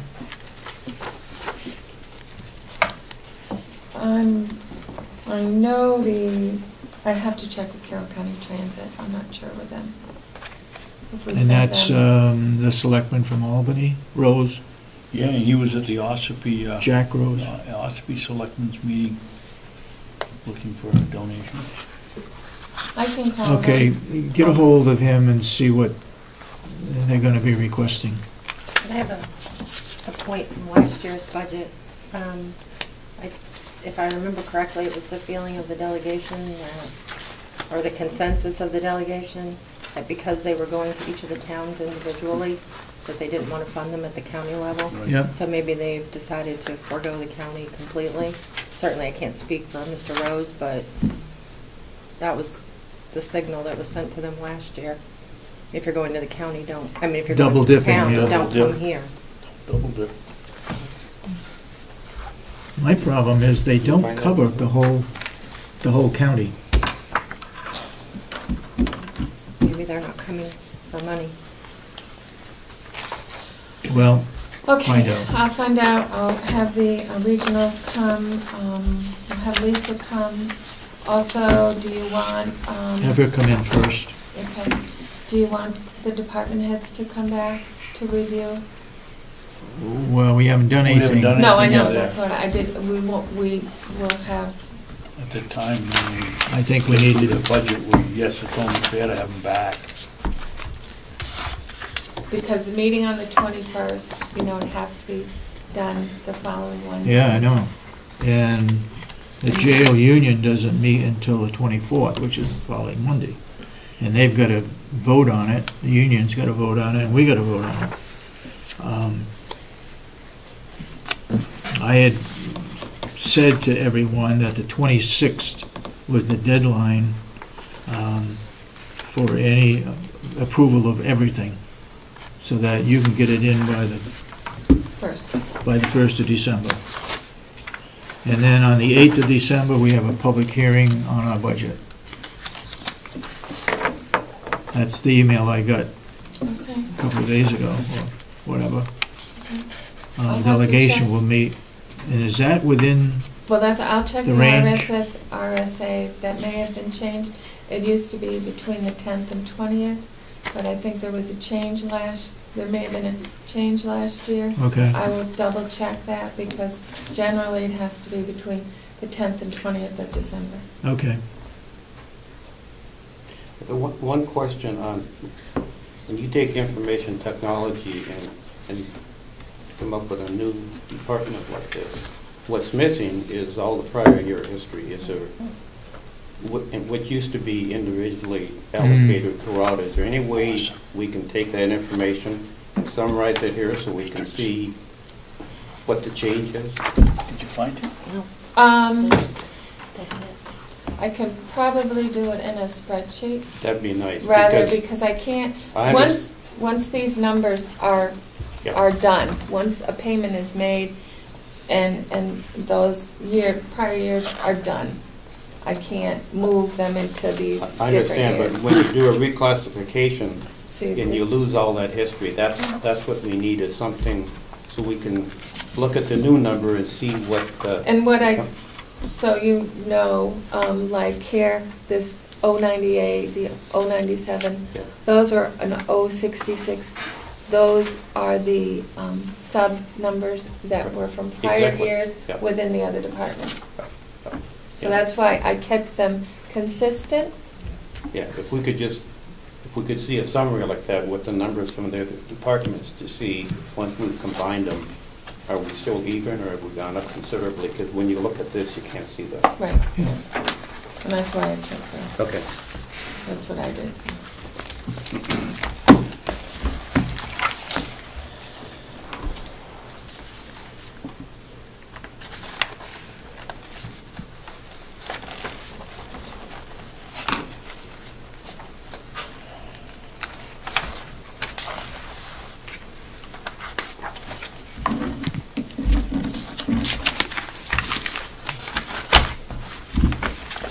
Okay. Okay.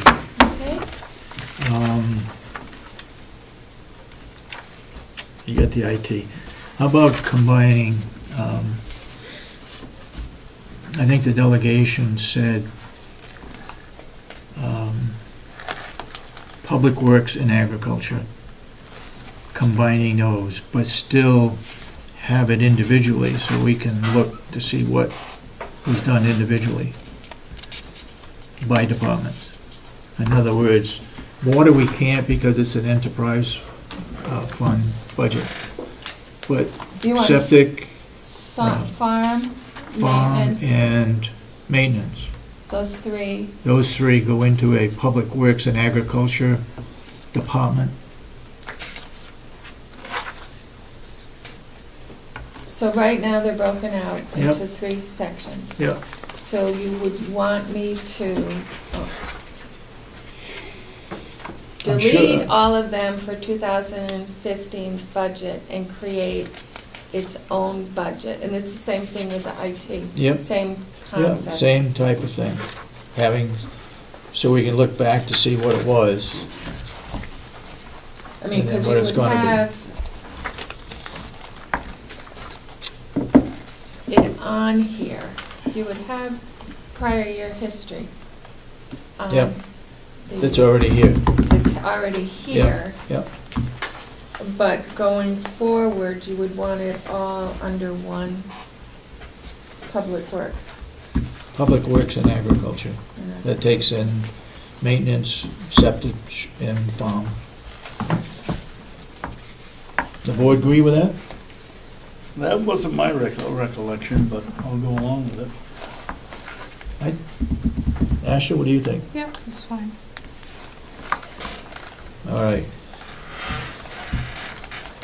They're on separate pages, right? Each department right now? Okay, you just combine the three, maintenance, septic, and farm.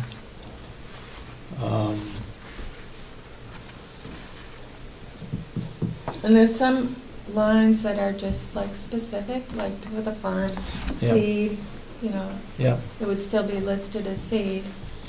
And right now, there's no salaries under water, right? There's no salaries under any.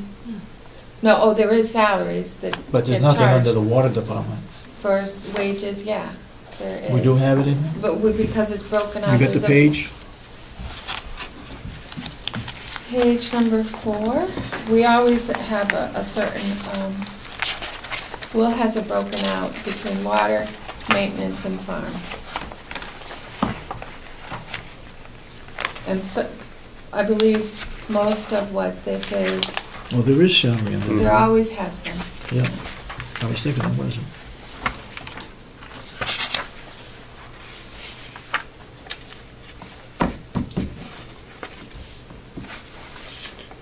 How does the salary end up under waterworks? Is it an allocation or is there an individual? There's that- an individual that has Okay. certain, They have to go and read the meters, and they put together the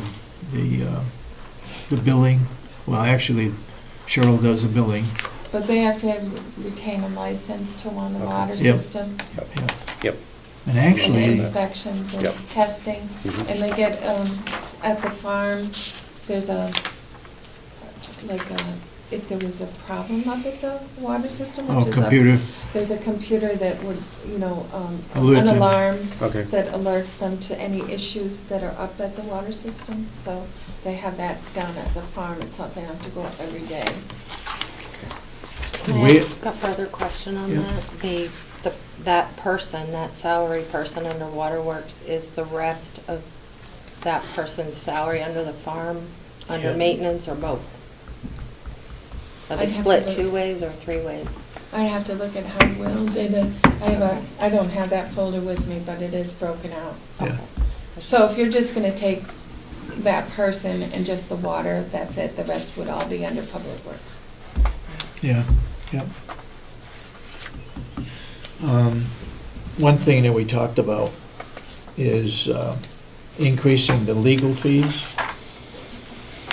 And where would that go? Under the commissioner's budget? I put it under special fees and services. Under special fees and services? Yeah, page number 3. I don't think you did that budget yet. Those 3 lines. No, we haven't. You didn't do that one. Right, and that's why I said that there's new things in there, the compensation study, the, contingency. Okay, so So- legal fees, you increased it $5,000. Yeah. My immediate thought is that isn't even anywhere near enough. You gotta remember, it's gonna be if we're gonna be putting in for a chief financial officer or a County administrator in finances, that's going to be probably a $75,000-$80,000 position. For the chief? Only for the chief financial? Yeah. Why did you go with the county administrator then? You're going to pay Because we have a similar lot money. of problems with our financials. Yeah, but you're going to pay similar money. I mean, the county administrator will take care of that part. We might be able to, depending on the person, I mean, if the delegation approves it, we might be able to use that person for some administrative functions. But right now, if you look at the performance matrix and our auditing, we've got some problems that a CPA, a person with CPA experience would be, I think, the person to fill this position. I don't know where everybody else is coming from. You know where I stand. Hmm? You know where I stand. Where do you stand? Chief financial officer. Yeah, okay. Dave, what's your definition of this chief financial officer, a CPE or CMA? Or, chief financial officers have a lot of background that they rise up to. So what kind of credentials do you looking for? You're looking for a CMA, CPA? Well, obviously a CPA, but we have, or when you get through reading this, Dennis, you'll find that 90% of the problems are from the financial. things. Yeah, I understand that, but, I used to have CPAs and I had CMAs working for me. What's the difference? Certified management accountant. Okay. Might be closer to what we need as opposed to a CPA. who That's true. Specializes in taxes and so forth. Certified management accountant sometimes is exactly what we might need for this type of position. So I wouldn't, sometimes you can get ones that have expertise in both areas, but sometimes, in my experience, CPA sometimes are narrow. more narrow compared to a CMA. So we should be looking at both of those venues, but maybe the CMA might be a better fit. Well, I was weighing the question versus a county administrator, financial person versus a county administrator. I think we need a financial person more than we need the administrator. I agree, but I'd like to find one that has some good administrative abilities, because they can pick up a lot more than just the financial side of it. Yeah. Yep. So do you want that put in your budget? Yes. I Because thought you it didn't was. put it Okay. in, you didn't tell me to put anything in. That goes under the commissioner's budget? Yeah, under salaries. Nope. No, let's keep it separate. So that they can Yeah. either take it Well, out, what I add can to it, or do is- whatever. I can, it should be in your budget. Yeah. Commissioners, I can put a separate line. Put a separate Yes. line in I there. won't put it in with, you know, the salaries. But Right. it will be a salary line separate Yep, yep. In the commissioner's budget, in the right? commissioner's budget. Now, when you do that, do you automatically then, does it populate I'll social have to- security I will benefits and the whole have to. thing? Yeah. I'll Okay. have to Yes. calculate all of that. Okay. What figure do you think we should put in there? Didn't Winnett just give us a bunch of, Yeah, they range from 74 to 125,000. County administrator. I don't know if that money. includes benefits or not. well, I just got mine, so I haven't had a chance to even read them. Yep, yep. So I better get going on that. Yeah, I think, I looked at them, I looked at all of them, and I gave you 3, I think, out of the 7 or 8 that we got, with the qualifications and the responsibilities and so forth. It hasn't been written up for Carroll County, but we're taking information from, I think it's a town of Hanover, Derry, Laconia, and I believe it's Stratford County's chief financial officer. They're all in there. We just need to put it in the way we want to put it in, and whether we go with a CPA or not, that's what we can fit in there. Okay. So if you would look at that, and maybe Winnett can put together a job description based on those items that I've checked off. Oh, that was that's the one you just gave me this morning, Yeah. with the lines, with Yeah. the things you thought we ought to be putting in our job description. Right, Okay. right, and the qualifications. Right. And maybe after you get through with it, if Winnett could put them together and then share it with Dennis, as well as Asha. And if you have a copy for me for what you're looking at, Yeah, that information. so that we can have that figure and a job description. Okay.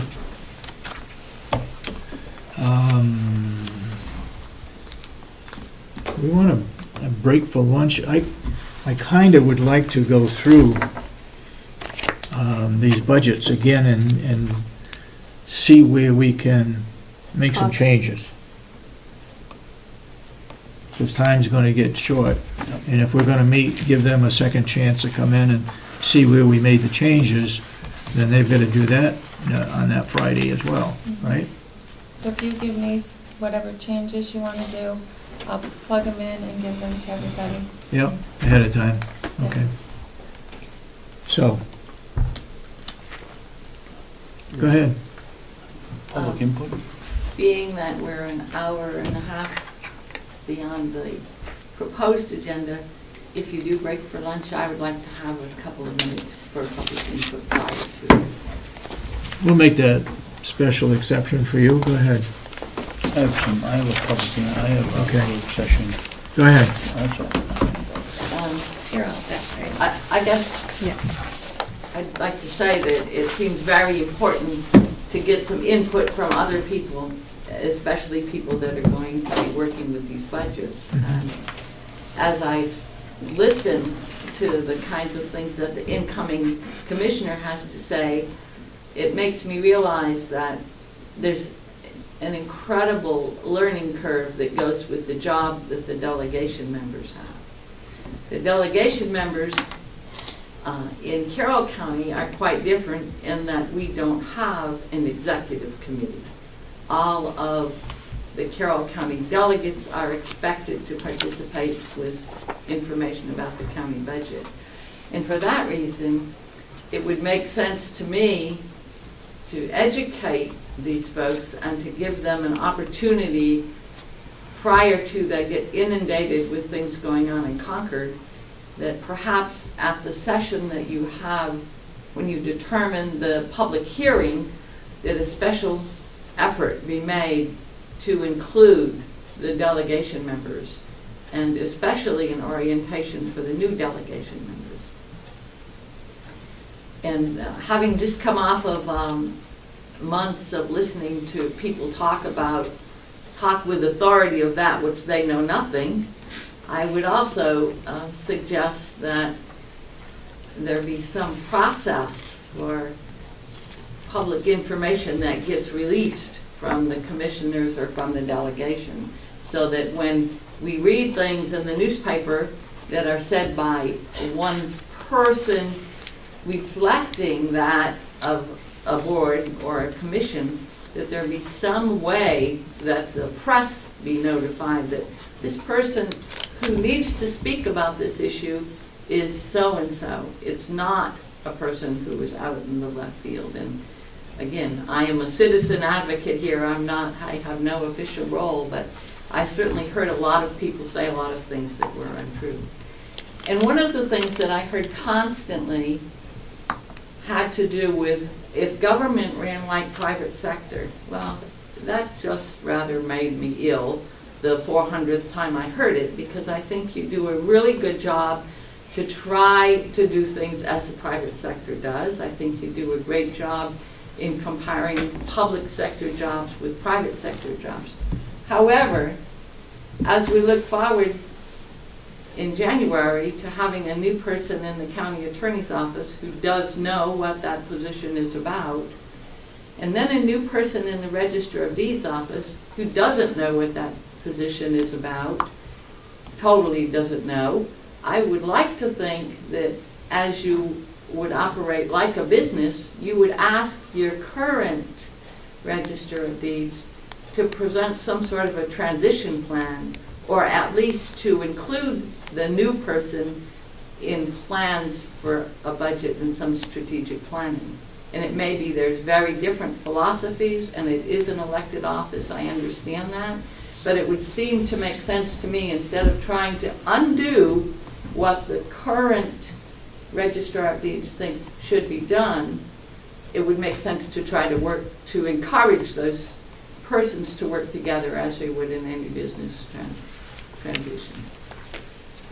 And I'll just end by saying, it's very wonderful to come to commissioners' meetings, but I do think people need to be more realistic about the agenda. To think that, I mean, I truly came thinking that, and I came in and you were already 45 minutes late. But here we are an hour plus late, and I think if that's going to happen, then there needs to be 2 sessions when the county commissioners meet, so that it doesn't take an entire day for people to participate in county government, or a daytime session or an evening session. But this doesn't work for most people. So thank you for allowing me some input. All right, thank you for your comments. Go ahead. Commissioner Babson. Mrs. Weiler, you probably don't remember, but the commissioners, when I was a member of the public, made quite an effort to notify the public that they were going to hold evening meetings. The actual results were the attendance was more abysmal than it was on a regular Wednesday, so it doesn't appear that it makes any difference when you hold it. I think its video has a lot of people watching part of them, or some of them, all of them. I don't believe that everybody watches all of them from the questions we get, but changing the time, I think one of the things we could do is we could meet once a quarter up at Hale's location, because we are their selectmen. I'm not sure changing to 2 sessions. Last week, I guess we just forgot to do it. I suggested that 15 minutes a time for the budget wasn't going to work, and I see it back to 15 minutes. So that's our fault. But I think maybe in the budget season, perhaps we go to 2 meetings a week rather than 1. So the few people that want to meet. We've got 38,000 people in this county. We get 2 here this morning. John's 3. when it doesn't seem to make any difference when we hold them. Can I just make one more comment? I think before, the subcommittees are going to be meeting, and they have more than 2 meetings in each department. And the public is welcome to come to those too, to learn what's going on. They just need to be advertised as such. They claim that they are, and they are required to be advertised. And so there's another opportunity. I don't know if we have to meet twice a week, because we will be also meeting with the subcommittees. But go ahead. And in terms of this orientation that you may do whenever you do it, hopefully in December, but again, the folks have the new delegate. The delegation has an incredible number of commitments already to the state. But I would like to think that at that orientation, there'd be an explanation about the subcommittee meetings, and that the delegates would have an opportunity to participate, if not officially and unofficially, in those subcommittee meetings. I'd also like to say the service that government oversight does is incredible, and I've never found out exactly how this is financially supported, but it would seem to me that if the county is using this and saying that this is a way that we can participate, there should be a line item in the budget that pays for people, for this service to come to meetings. It's your outreach to the community, and I have no idea how many people watch those tapes, or if there's a record kept of who watches those tapes, or how much they watch those tapes. A lot of people do. I know that they're talked about all the time, and I would think that it would, instead of asking this group here to we should be subsidizing this organization that's doing the taping. Okay. Thank you. Anybody else for public input? Yes, sir. I just have one question. When Howie was in, I just wanted some clarification because I got a little confused. He was talking about possibly a policy on your analysis tests and stuff. Now, and then you were talking about job descriptions and writing that in the job descriptions. Or if there's a policy written, are we changing all the job descriptions? Is that the way I understood that? Because if a policy is written, that seems like an awful lot of work to go and change all the job descriptions that have that in it. I mean, as an employee of the county, if there's a policy or a directive put out by the director, then as an employee, I have to follow it, whether it's in my job description or not. I mean, I just want a clarification on that, because I got a little confused. My feeling is that there would be a policy that would be county-wide, be put together by the HR on drug testing. Okay. I don't know how the rest of the board feels. Do you have any comment? Well, I'm in favor of putting out a policy there. It's always good. No comment? I'm not sure that I understood Mr. Newland's question. Does he want one policy and no description of what's going to happen under the policy, or doesn't want to change job descriptions if we change policies? No, what I was asking, Commissioner, was if say the committee up here, if the commissioners write a policy for, say, all the employees, and I'm just taking your analysis because that's what came up what they were talking about. If they write a policy on that, does that mean that everyone's got to go back and change the job descriptions for their employees? Because you were talking about writing it into the job descriptions. I was just wondering if that's the way it was going to work, or if that policy was just going to be put out, and then, you know, it's everyone's responsibility to read the policy as an employee to stay up on that stuff. That's what I was asking for clarification. Policy would go into the policy manual that should be given to every employee. I would say yes, it would go into the job description, just to make sure we have to cover our butt these days in every single thing that we do. Well, okay. It's in it now. It's just says post and pre. I would think that we'd add to it random if it's going to go that way.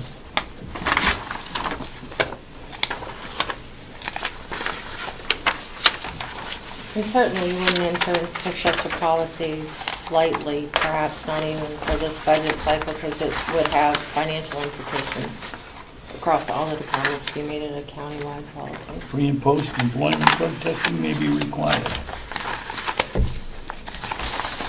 So you leave random out? I was gonna say, I thought in most job descriptions, they have to follow the county policy, or it has in their state requirements and county policies and so forth, which, if we had a policy on drug testing, it would fit under that category in the job description, and not have to go back and rewrite. When we rewrite job descriptions, most cases, it's when a new person is hired, then they review it. We probably should review it continuously, but that's when it happens. The major time the change in the job description is when stuff gets written into it. Anything new. Okay, and then my only other question would be, if such policy was written and put in the job description, is there anything built into the budget where, because obviously drug testing costs money, you have to send it out and get the results and stuff. Is there anything like that built into the budgets anywhere for anything like that? I assume it is at the jail. I don't know about other places. Okay. Probably in the sheriff's department too. But a good question, Tracy. Yep. They don't have it at the jail. I was going to say, They don't have it at the House of Corrections. No? No. I don't. Even in pre-employment? As far as I know, there's no random testing. Oh, at no, all. I'm talking about pre and... That I don't know. I can speak Mr. for when Newland I would was know. hired there and worked there. Obviously, I came from the military where I had to do drug testing. So, but when I was hired, I never had to do a drug test.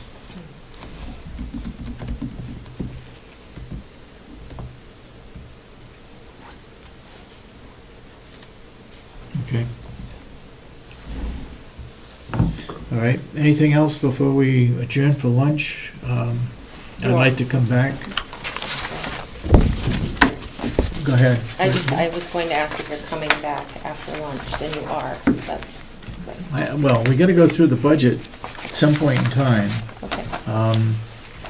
Most of them were presented to us last week. We had 2 today. And again, I would like to go into non-public at some point in time and talk about where we stand with the union contracts and see if people agree with where we stand right now, or if we should, I'm the negotiator on the committee, so I know what they're asking for, and I know something about what we want, what we're willing to do regarding that. So you're going to give us an update? Excuse me? You're going to give us an update? Yes. And it's going to take time to go through the budget again, but I think we got to do it. So why don't we recess? Well, David, let's do one thing before we all forget. Okay. I'll make a motion that we void the bid or the contract for renovating the old nursing home in preparation for the probation office. Probation office. If you second it, I'll explain it. I'll second it. Go ahead for discussion. We've had a new set of guidelines given to us by the probation office, which would void the proposal we have from those that sent them in. We hope that they'll bid it again. Changes aren't major, but they're enough to force us to go out to bid again. So I'd like to void we made the statement that we give it to an individual if and when we got the probation office to sign the lease. We'd like to void that so that we can go out for another bid. So if we go out to bid, is there a possibility that they bid on it again? Yes. Hopefully. Is that what you're saying? Yeah. The accepted bid was 58,000. Close to 60, 58.9 or Because of the 59.8 or changes something. before you.